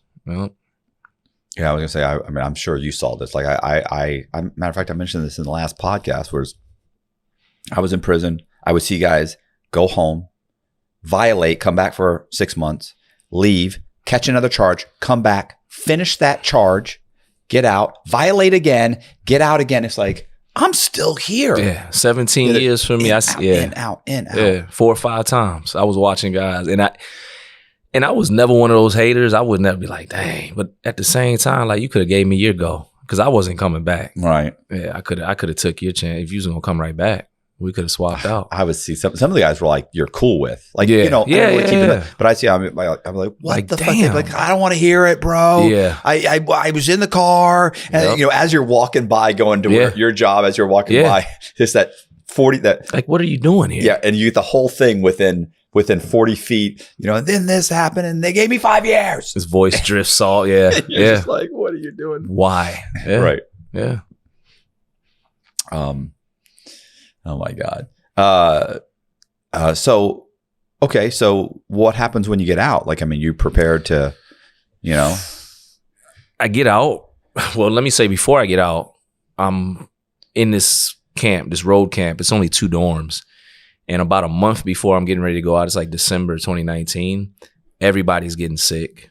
Like, guys are having respiratory issues. They're bedridden, fevers, coughing, hacking. Healthy guys I'm working out with are falling out at the count line. And the COs and the institution, they quarantine us, the healthy, in with the sick, because that's what they do in prison. Hey, did you know what was happening? Didn't know what was happening. We were asking. We're like, yo, because we've seen, if you've done time, so you're in prison, the flu can come through and mess a camp up. The whole unit, 150 guys in a unit, all 150 are. Yeah. So fortunately, I've always been a pretty healthy guy. And, you know, medical's always ready to run in there and help you. Oh, of course. They're going to give you the best They'll care. be there right away. Of course. Yeah, 30 seconds tops. So they get in there. We're asking COs coming there like, oh, what's going on? What's, you know, because they're bringing the sick out and bringing them back in. And then they lock us in there like, you can't go to chow, can't go to rec. I'm calling my wife. I'm like, yo, I just called a guy on the count line. I want to make it home. We're watching, you know, we don't, you know, but that was messing with me on the way out. And then the anxiety of 17 years, 16 years, 11 months, right? And you might as well. Why don't you say 18? I might as well. I would listen. Well, you want to be specific. Right? I say 13. It was like 12 and 10. Yeah, I might as well, right? But I got locked up February 12th, 2003. It's December 2019. I go home January 13th, 2020. When I got locked up, it was Nextel Chirps, and I don't even think Facebook existed. Right. So wait. When did you get locked up? What was February 12th, 2003? If it did, no, Facebook wasn't out yet. MySpace. See, I wasn't even nothing. No, it was 2000 and I want to say 2005. I think no, Facebook. I think about 2005. I think somebody told me, or at least by the time it was popular enough that almost everybody had heard about it. Yeah, but when I got locked up, it was, like I said, it was Nextel Chirps. There were no smartphones. People barely texted. No YouTube. No YouTube. No, the internet wasn't even like it was. Well, that I remember. No, it wasn't. You're right. Yeah, there was. Yeah, last time I really remember the internet before that was a dial-up modem when I was actually on there, like AOL, and then that's how much technology shifted over the year. And then I got locked up, and it was a 17-year just blank out from society, technology, all that. So I had anxiety when it came to that because I'm already knowing I've been gone for almost 2 decades, and I've got anxiety because I'm married. I'm glad I'm married, you know, but I'm coming home to a wife and a mortgage and responsibilities. And I was talking all in my mind. I'm like, oh, it's not. But the closer I got to my bed, I'm like, yo, I'm gonna have real bills. I got to get a job, the probation officer. People are sick around me, all this. I don't have a massive amount of time to do whatever I want to do. No, I don't have that just shrank to nothing. Yeah. And then good support system, but we're not rich. You know, my wife's a hard worker. My mother, you know, but that's all we got. Small family. And I'm not the type of guy to lean on anybody like that. I'm already talking. I'm like, I'm not going to come sit on the couch and, you know, and did you walk out? Sorry, this is crucial. Yeah. Did you walk out with a driver's license, or do you have to go get your driver's license? Like, because that's a whole process. So check this out. So day comes, I finally go home. I got the video up on my social media. I'm numb. I'm blank in the face. Like everybody's happy. Wife, cousin, uncle, mom, everybody. And we get in the car. We're gone. First place we go is McDonald's, and then we're on our way to get our license, DMV. Me too. Yeah, McDonald's. Because it was like, for us, it was like a 2-hour drive back to my mom's house. Stopped at McDonald's. That was my first rush, or I guess experience with technology. Big old touchscreen menu. My wife had to go to the bathroom. She walked off. My mom's ordering food up front, and I'm just stuck staring at this screen. I'm touching it because I'm watching people, but I don't understand, right? And then we got through that. I remember eating like I don't know what it was, a sausage biscuit or something they had, and it tasted like Roof Crisp, whatever it was. It was delicious that time. And went to the driver's license place or whatever. Walked in there. I was supposed to just take my picture to get my ID. And they're like, no, go ahead and stand right here. Turn to the left, take your picture. We'll send your license. We'll give you a temporary and send your license. So I got my license day one. Nice. I guess. Yeah. I mean, it was good to have it. I didn't have to worry about trying to get it. Yeah, that's the problem. I've seen guys that literally 3 months into their bid, they're still trying to get their birth certificate, their social security card, schedule an appointment to go to get. Then they get it, or they get up there, they find out that they owe $400, and they're like, like, I'm lucky I was locked up so long. Like that any infractions or anything that I had on my license had fallen off, dropped, and reset. Yeah. And I was able to, at Coleman, every 6 months or something, they have something called the Flow Bus. It's the Florida whatever. So if you're getting released to, I don't think it matters where you're getting released to, but you can sign up, take a class, get your license run, see if you're eligible, and you can pay. Yeah. And you can get your license. So I actually walked out with my license. Yeah. VA does a good job. You can't leave without birth certificate, Social Security, and $1,000. They make you save $1,000 out of your paycheck. I thought that you were going to say they gave you $1,000. No, they used to give you just a bus ticket and $25. Gate money. Yeah, right? Good luck. Yeah. Yeah. Now you gotta. Yeah, that's crazy. Now you got a home. You have to have a home plan or halfway house. All that they do pretty good. I had when I went to do the flow bus, I went in, and although I knew my eyes were bad. Yeah, like I'm nearsighted, farsighted, and that happened while I was in prison. And I had glasses. I never wore them. They gave me a headache, whatever. And they give me the glasses. Took like a year or so, but it's hard. Yeah. So, but I went to the flow bus. And of course, if you forget your glasses or something and you say, "Oh, let me go back to the unit," you're not going back to the unit. Yeah. Like that's good luck. Yeah. The compound's closed. The guard's this. It's been 30 minutes, an hour and a half process to get there. Like, no, you'll get it next time. I don't have time to get it next time. Yeah. And you're losing your money. So I actually get in there, never having even thought I'm going to have to take an eye test. And I took the eye test. So I take the eye test and I fail it. Yeah. The guy's like, "So you can't see the line in the middle." And I'm like, kind of. And he's like, "Okay, what do you see here?" I'm just like fucking, like I'm at this point, I'm actually just blatantly trying to read what he's asking me. And he's like, "Yeah, bro." He's like, you didn't pass. Yeah. And he's from the street, and I was like, I said, "Fuck." I said, "I need my license." Right. And he goes, he sat there and looked at me and went, "All right, man, sit over there." He said, and he passed me. I got my license. That's love. But it's funny because I was, so later on that day, I was telling somebody who's like, "Hey, Cox, you get your license?" I said, yeah. And there was a buddy of mine, there was a couple of black guys that were there. And they said, "Bro, did you get your license?" I said, "Yeah, bro." I said, "I failed the test though for my eyes."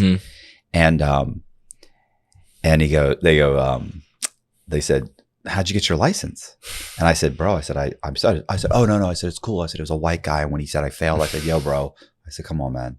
And he goes, "I got you." And they go, "Oh, you dick." They're like off the trail, yo. Yeah. They're just like, "You fucking asshole." Hey. I got lucky that he gave it to me at all. It was a blessing, but with my license, I remember my wife was like, "Go ahead, start driving." I was like, "Fuck no." How uncomfortable is that? Like, the process. I almost got in like 2-3 accidents driving. Just situational awareness. I was going to say the speed of things. Understanding how long it takes to stop. Making a left-hand turn across one lane as a car is coming this way. Like just learning to judge things. And you go from a prison van or a bus shackled up, not being able to see out the windows in a vehicle, to driving, down the expressway. What about having to figure out, like, did you get an iPhone or an Android? Man, I had the iPhone. Oh, you got lucky. That's easy. No, I did have Android. Oh, my fault. Android at first. We had Android. I had to get rid of that. I had that maybe 3 months when I was like, yeah, I can't do it. Same thing with us. We switched over. It's too complicated. Yeah, but I had that like first minute in the truck. Like people were already blowing my phone up. I think I immediately got on there and made a Facebook page just because I used to always hear people like Facebook, and I wanted to get up there and just see the world and look stuff up. And man, I wish I never picked up that phone right away. Like, Why? It was just too much, man. 17 years of being away from society. It's sensory overload. Yeah, that's perfectly said. And then, no, I think that's just the way to say it. It was just too much. It was too much at one time, and I was trying to consume it all. Yeah. And I didn't allow myself to slow down. Like I should have just kind of eased into things. But I had that phone. I kind of got sucked into that world quick. To me, social media. It was the anxiety of trying to figure it out. I'd have 60 applications or 60 apps open. Yeah. I couldn't figure out. I get trapped. I get into something and didn't know how to get out. Like it's like, and then anybody you talk to, you feel like a child. They're like, "Oh, my wife must have been so." They're like, "Bro, see the arrow up here? That's an arrow. It's a little thing. That's an arrow. Yeah, just touch that. Boom. You don't know. Touch that 3 times. Look, you're back to the screen. You're like, no. And people, when you say anxiety, like they don't understand. No, they don't understand because all of your communication is coming through that phone for the most part. And then, like I said, for me, I was not one of those guys that had a phone in there. I had a phone for like 2 months. I was too paranoid. I didn't like that feeling. And here you go. So it's technology. And then the other thing I noticed too was people's mentalities. Like I was expecting everybody to just kind of be chill, or in my mind. Out here? Yeah. I really thought it was going to be more easygoing, but that was one of the things I noticed right away at McDonald's, DMV, all these places. Like everybody was agitated, and it was just I was like, damn, y'all acting like you're locked up. Like I immediately noticed that where I was at. Yeah. So it was technology. It was culture shift to me. It was a bunch of things. Were you like real mellow like you are now? No. Or were you more aggressive? More aggressive. Yeah. I mean, everybody would say aggressive to me, but I would say, I used to say, well, I'm not aggressive. I'm assertive. You know, I'd be like, because aggressive to me is angry, but I had multiple people within the first 3-4 months.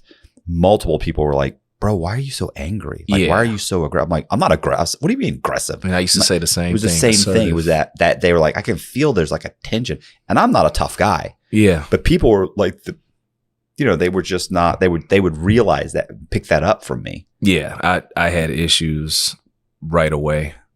Did I have to start learning to say thank you and please? And it was when I was in prison.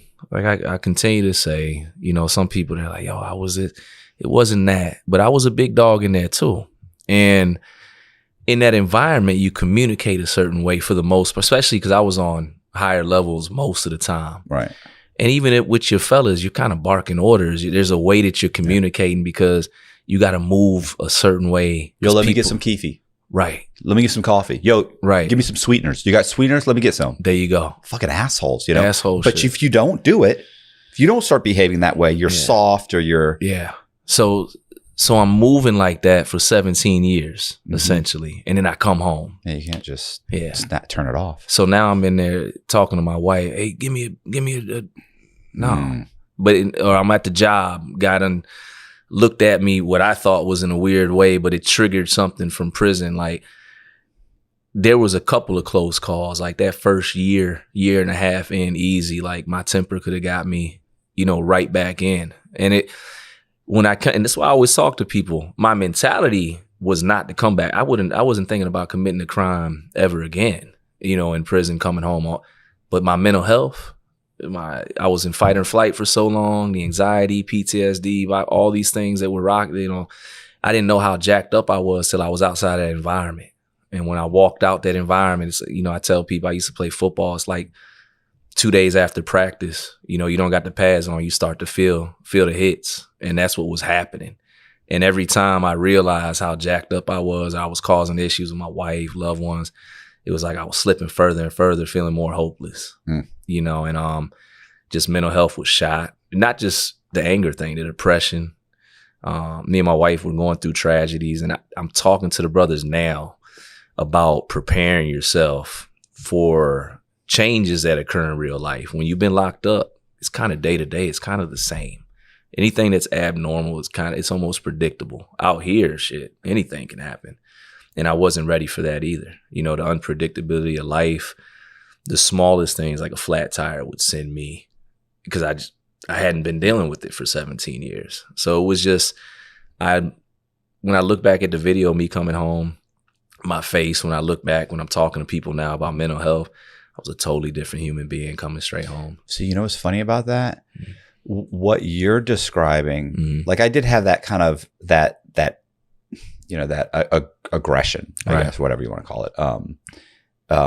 But I had a different temperament than you have. You have the same temperament that he has, where the smallest thing sets him off, where he's pissed. Yeah, that was me. And to me, the flat tire would be, and I'd pull over and I'd get out and I'd be like, got a flat tire. Like I would laugh off everything because I'm so thankful to be out here. I wish I would have been. Somebody like that, cuts me off and I get that split second. What the? And then it's like, you go ahead. You're good. No, you're good. That was my fault for driving in my lane. I'm there now. Yeah. But I wish I would have been there. Yeah. Then. I just was so thankful just to be out of prison, but it's funny because I see that because he got out, he's just agitated at everything, ready to fucking snap. That's how I was. And I see guys like that. Yeah. I was under pressure, bro. Like it was crazy. I had to keep reminding myself, just kind of remind myself like, hey, bro, supposed to be in prison right now. Like I'm still, of course, for 6 months, I'm still waiting for him to realize that I shouldn't have been released. Yeah, you still got that thought. That's what I'm which was thinking. causing anxiety, I'm sure. But you were on the ball. Most of us aren't that way. When we come home, we're still under pressure, man. And then you got to think, most of us that are going into prison, statistics show if we didn't have some form of mental illness, we had it on the way out because of what we endured in there. I would say, well, I would say 95% of the guys that go in are like, are psychopaths, like or sociopaths. Yeah, or some kind of antisocial disorder or something. Yeah. But how much time did you have in the halfway house? Because you're getting out to a wife, you've got somewhere to go. No halfway house. No, they just didn't have. They just didn't have it. I didn't have to go because I got married, so I had a home. You had somewhere to go. Okay. Yeah, we had a home, so it was a blessing, but it was a different weight. Like I said, most guys, in hindsight, going to a halfway house, you're walking back into society. It's honestly, it's good. It's although it sucks. Like they're stricter in a halfway house than they are in prison. But you're stepping down. But you have that gradual. There you go. Thing, and almost in a way, I hate to even say this because I feel horrible for anybody in a halfway house right now. In a way, it's good because it's still got that structure. That's the piece. They're a little too much of assholes, but they do, and they don't seem like they're trying to help. Yeah, because everything is just threatening to send you back, threatening to send you back. That's always the dialogue I'm hearing. Yeah, but you're right. You go there. If you're lucky enough to get a job within a week or two, then you slowly, now you're going to job, you're coming back. So it is that slow step down to, and every halfway house is different too. So but like you said, some of them, but I think regardless, a step down for me probably would have been a little bit better, just being transparent. So you said your wife had to go through that. She had to help you with that step down. Kind of, she had to be that buffer. Yeah, and I go on record and we do things together now, and I'm like, my wife should have left me back then because my attitude, my demeanor, I did have a lot of things that guys didn't have coming home from prison. I remember her just screaming at me in the driveway, like, why won't you stop? I'm just depressed with a bottle in my hand, standing out there in the middle of the dark for no reason, just going through it. And then it had got too bad that even as a free man after 17 years, I didn't want to be here no more. Like it had gotten that dark. So I was the opposite, where you had gratitude and I was like, man, I'm tired. And there was no rest because I walked into the pandemic. So I felt like in my mind, there was no time to decompress at all. I was going to say, now in the pandemic, now you got now there's, at least you could have gotten a decent job and had a routine, but you're getting out to a lockdown and no opportunity. I jumped on the back of a garbage truck. I was one of those guys. I go work wherever. But that's probably the only thing that's running at the time. Yeah, for real, right? They paid well. Shout out to the sanitation workers. But the whole thing that was really, messing with my head was you wait 17 years to come home. And you're getting shorter, your sentence is getting shorter, and you're telling yourself subconsciously, I can breathe. I just got to get through this and I can breathe.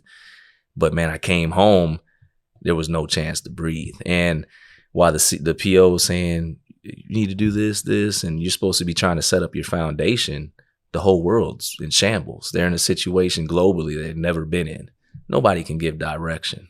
So I'm here looking for guidance and how to get things on track and, maybe get a bit, whatever it is. And everybody's thinking about how to survive. So I go from prison where everybody's trying to survive, and I'm back in society now where everybody's trying to survive, and people are, the count's going up with the casualties, and it was a lot on the mental. So, I mean, what are you doing now? Like, I mean, ultimately, you end up, is pulling it together. Is that a shitty way to say it? I mean, eventually you acclimated because you're doing stuff now. Like you're doing well now. So what are you doing now? Yeah. So fast forward, and I just want to say to the mental health piece, anybody that's watching this, no matter how dark it is, you can get out the hole. Right. It's going to be a fight. So, for me, the last straw, I sat down, I wrote 2 letters, and I kind of wrote one to the world and one to my wife. And I was getting ready to get up out of here. Last second, my mother called, and didn't want anything particular. She asked me, so I can't even remember what it was, but it snapped me back when she told me she loved me. And then I just had made a decision that my wife, you know, seeing that I was hurting her, breaking her down mentally and emotionally and everything else, just like, this is it. Like I can't keep living like this. So then it was just therapy. You know, it was being aggressive with that. It was going for some outside treatment, some things called like neurotherapy, which I like talking to guys about. So a buddy of mine, David, now a buddy of mine, he opened up this place called Inception Mental Health Fitness Gym. It's in Michigan, Farmington Hills. And I was watching YouTube. I seen something with Charlamagne the God and some other rappers or whatever dealing, because he talks about mental health. They went there, they were doing a little blog piece. And one of the guys that went, he was talking about racing thoughts, issues with his stomach, stuff like that. And I was there. I had racing thoughts. I had insomnia. I slept maybe 2-3 hours straight for months on end, digestive issues, you know, all this, body not well.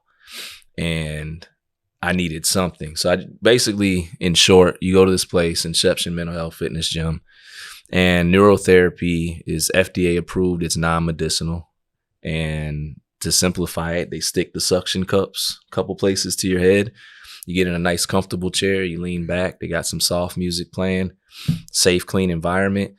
And as the music's playing, you can hear it skip every now and then. It's like a record, the needle being moved. And what it is, every time you hear that, it's sending a small electrical pulse to your brain, because your body's electricity and water and all that. And all it's doing, it's telling your brain to reset at this point, because certain parts of our brain, depending on the environment, will stay in fight or flight. It needs that reset. So when I got it, 30 minutes, did the reset, and it changed my life. You know, I came out that thing, calm thoughts. I've experienced peace of mind. I was able to sleep. It wasn't an end all be all, but it was the start, you know, and I recommend it to everybody for sure. Okay. Yeah. And $99 will change your life. That's all it is. It's not expensive. So what else? So what are you doing now though? Because through that journey, mental health, through my journey of incarceration, through that journey of being that 19-year-old kid that didn't know the legal system, knowing the situations or the environment of prison, leaving brothers behind that are still fighting for their freedom, I came home and I just decided I was going to do something with my life, you know, in regards to helping people, communities, my brothers in prison, all that. So first thing I did was that nonprofit. I continued to work outside and started Life Unit 501c3. And we do pre-entry work, re-entry, and direct intervention. We're just in the news for like the second time, which we're proud of, but we're a global organization now. And basically we try to stop people from going to prison, you know, small group facilitation, dialogue, certain events, stuff like that. And then for the brothers that are going, sisters, we try to get them on the way home, and we just try to put them in, you know, situations where they're successful. We give them a lot of the information we're not taught in there, at least where I was at, like financial literacy, things like that we need. Mm-hmm. And then the intervention piece is because myself and the rest of my team, majority of us are either ex-gang members, have done life or done 25 years. I got one facilitator for murder, all these things.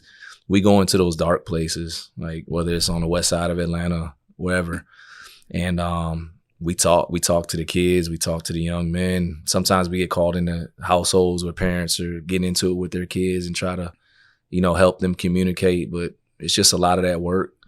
It's going back into prisons. I having PTSD to this day, going back in, but lending my voice, you know, as well as a motivational speaker and all that, and just pushing the narrative to let people know what prison is, and whether you think you can be impacted by it or not, you know, you could wake up and your son could be that 19-year-old kid that got in the car, mm-hmm. you know, and you could be facing some things with him. So it's that. And then on the other side, we started a school, me and my wife. We opened up a vocational school back in 2022. We got 100% graduation rate. We've had our 4th graduating class. I got honored for principal of the year about a year and a half ago, which I still brag about. Yeah, for me, coming home, you know, from prison, getting opening a vocational school with my wife, which it was her dream, but I'm a licensed barber. She's a master cosmetologist instructor. But we do the same thing. A lot of the students, they're justice impacted, their father's locked up, spouse, something. And we're just out here helping people in everything that we do. But everywhere we go, we're just trying to wake them up, because it's real. It's life or death. Not for everybody, but more and more getting calls from families and people that never expected to be impacted by prison, whether it's the Caucasian kid in the suburbs, or somebody that looks like me in the hood. Like, it's non-discriminate now. And more people are asking to be educated, and that's all we do. We're just trying to wake them up and bring resources and tell people, like, you don't have to go to prison. Like, there's no reset. I interviewed a guy 6 months ago. I remember he said they were standing outside, he and a buddy, whatever, 17, 18, I forget. He said he and a buddy of his were outside of like a 7-Eleven or something. He said this guy pulled up. He said the guy was bad news. He would come around every once in a while. We talked to him. He's like, I mean, I knew who he was. He's like, but we weren't like cool. He said the way my buddy was, and his buddy was like, hey man, and the guy was like, hey man, come here. He came over to the car, talked, and next thing I know, my buddy's like, hey bro, I'm going with him. And he goes, all right. He said, got in the car, left. I think his buddy's doing like a life sentence or like 40 years right now. Like, they went and robbed the place. He's like, he's like, he could have asked me to get in the car. Like, I could have been sitting in the back seat, whatever they did. He's like, now, because we weren't cool, he said he didn't ask. He's like, but I could have gotten that. He's like, I like to think I would have said no if I'd known what they were going to do. You don't know. He's like, but the truth is, you don't know. I was that kid at the time. Like, I might have gotten in there. Yeah. Yeah, things could go bad so quick. I mean, and I've actually said this before, and you probably got 100 of these too. I'll always remember this kid who'd never been in trouble. Black kid living in the projects, brothers doing stuff. He's like 18, 19 years old. I think he was 18. I think when I met him, he was 19. In a wheelchair. And his brother came home one day and said, hey, this was back when the DEA was doing the reverse stings, where they would go in and they'd say, hey, they'd get a whatever, a cooperating witness or whatever, not cooperating, somebody who's cooperating with whatever, snitch, whatever you want to call them. Somebody, they'd get that guy to go to somebody and say, hey, I know where there's a house that's got like 5 keys in it. Coerce, yeah, in my mind, or whatever, 20,000 in cash, whatever it is. There's one guy in there. He don't even have a gun, bro. And they convince these guys, so that guy turns around. So he's got this guy. We'll go in with guns. We need somebody to drive. They go into the house. Older brother. Yo, little bro, I need you. He's on the couch playing fucking, whatever, Nintendo, whatever he's playing. Yeah. All you got to do is drive the car. Sounds familiar. Gets in, drives the car. He said, pulled up, stopped. They got out of the vehicle and didn't even get to the house. So they're on their way to the house when the the undercovers pull up, lock up. That's a hell of a feeling. Pull out the guns. They turn around. They don't even get in the house. Turn around and start running. They don't run towards the car even. They're just running. But they've still got their weapons. And they get into a gunfight. They kill the brother. I don't know if the other guy died. I know that this kid got boxed in. He jumps out of the car and runs. They shoot him, blow off his leg. That's why he was in the wheelchair when I met him. From the knee down, he lost one of his legs.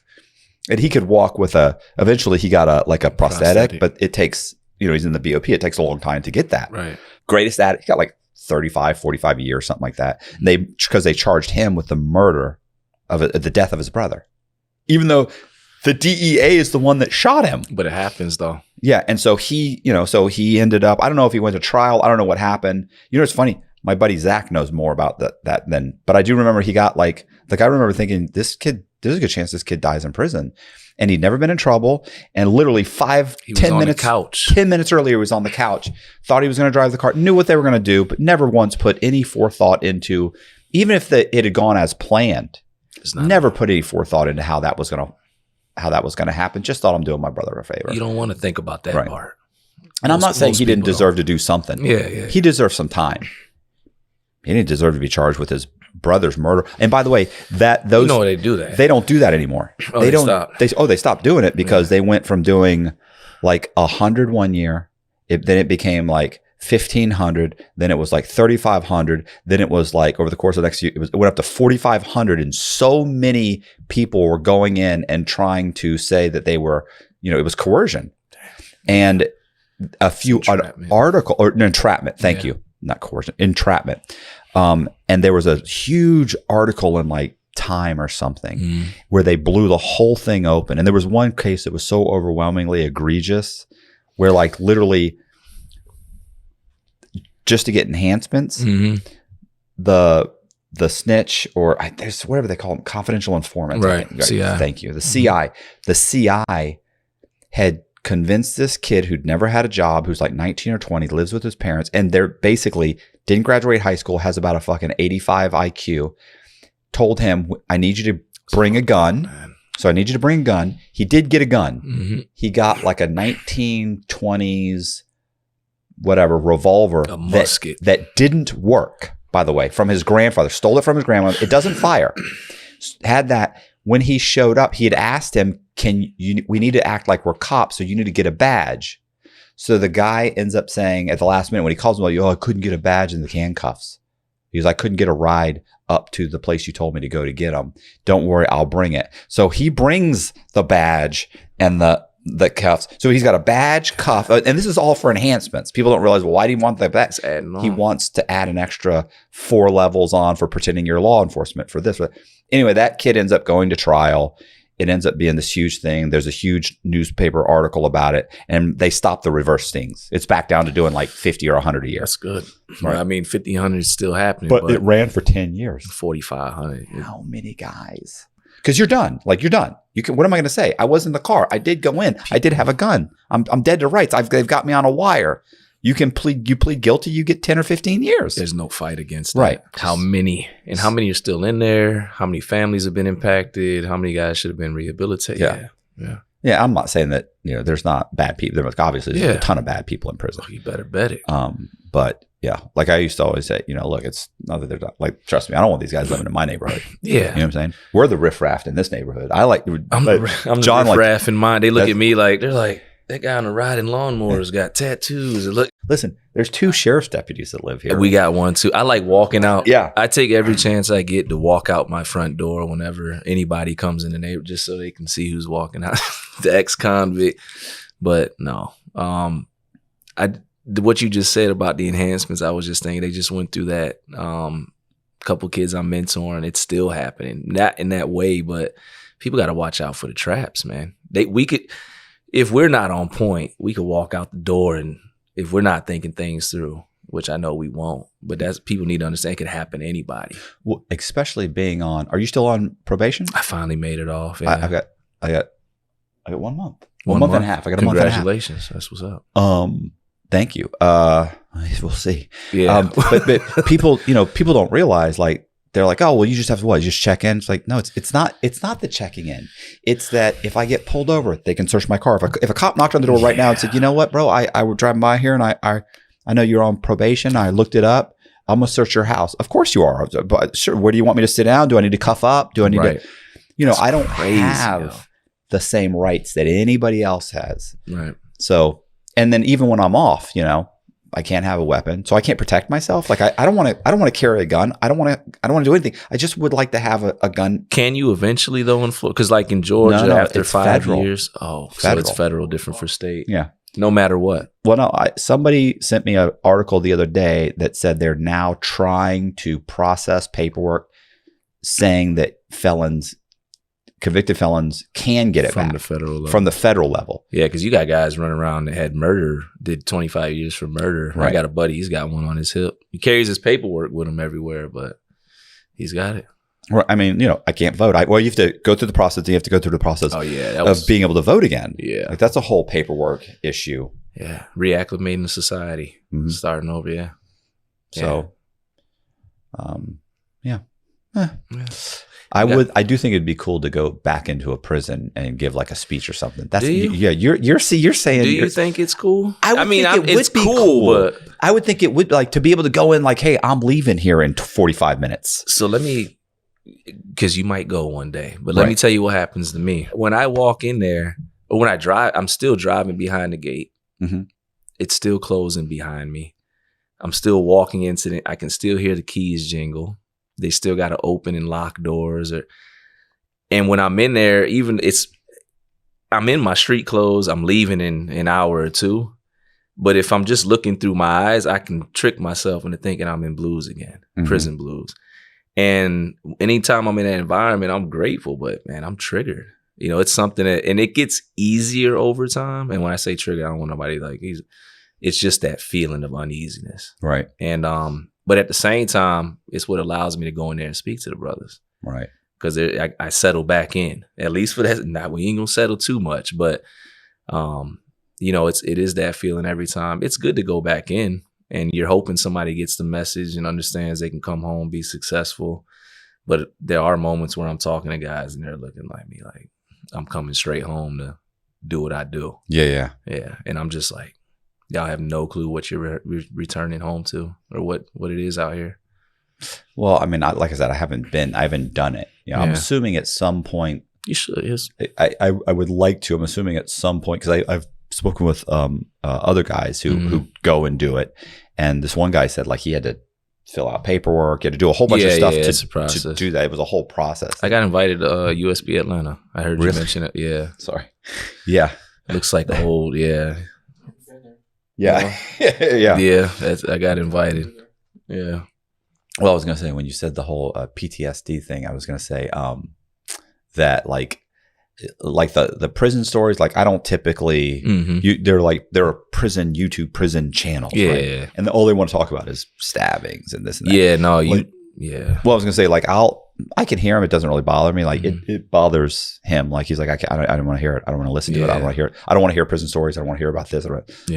It doesn't bother me that much. But then again, I had a different experience than I think most people had, you know, and I also had kind of more of a purpose when I was in there, and I acclimated much quicker than most people, because I'm, you know, it's the whole con man mentality. Like, I'm going to make the best of any situation you can. Where a great attitude. A lot of people are going to buck. They're going to buck the whole time. Yeah. You've seen those guys in the shoe, out of the shoe, in the shoe, and arguing with COs. You're not going to win. Yeah. What are you doing? You're slowing up your release date. Yeah. But I'm like him. I can't, to this day, I can't watch.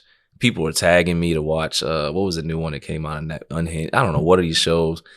My wife might be watching, so I got to walk past it. But conversations going back into prisons, social media stuff, like I can do it for that purpose, but then I got to get away from it. Just one of my process or whatnot. Same way. I can't. Yeah. I can't stomach that kind of content. Not just for my purpose and trying to, you know, convince some people not to go that way, or, you know, but just for leisure, I can't do it. It brings it all right back. It brings all that shit that you it does. It comes all right back to the surface. It does. Yeah, for me. It definitely does too. No. Yeah, man. And you've got your channel. Yeah. So all my social medias are all Christopher Life Willars. Right. My TikTok, IG, Facebook, and YouTube. What if can people like donate to the nonprofit? Yeah, I'm gonna break. So can I just break it down real quick? Yeah. So people can follow me if they want to see the storytelling stuff. My journey, how I got 144 years and life after. Follow me on TikTok, Christopher Life Willars. Like I said, we're touching people globally with the story, just educating and informing people, and not giving them a watered down version of prison, and having them think about a lot of things they don't think about. A lot of what we just talked about, like the in-between stuff. So over there, 89,000 supporters of the content. Grateful for that. And same thing on IG, Christopher Life Willars, Facebook, YouTube. Different content in different places, all geared, educating, informing. Some people say entertaining, but it's all life or death. It's all real lessons, stuff you probably should pay attention to. And then as far as my life unit, like I mentioned, I call it my life unit, but my organization, Life Unit Inc., you can follow us on IG or just go to the website, thelifeunit.org. my entire staff, we're formerly incarcerated or impacted by, and we're out here doing work. And if you want to get involved, we're always looking for people that can step in, lend their voices, and just help change the narrative when it comes to incarceration. And we don't just do direct service with people. We're actually well involved with the process of policy change, and just got some big wins with some other organizations in Virginia. About 8,000 brothers are getting ready to come home, and sisters. So we're doing some real work. And other than that, I just want to remind everybody, like, don't count yourself out. Even if you've been in prison for 20 years, 25, just keep going. Create your own narrative, and get to it. Hey, I appreciate you guys watching the channel. Do me a favor, hit the subscribe button, hit the bell so you get notified of videos like this. Also, we're going to leave all of Chris's social media links and the link to the to his organization in the description box. So you just hit the description box, go in there, click the link, go straight there. I really do appreciate you guys watching. Please leave me a comment. Please consider joining my Patreon. Thank you very much. I appreciate it. Thank you much. So see ya.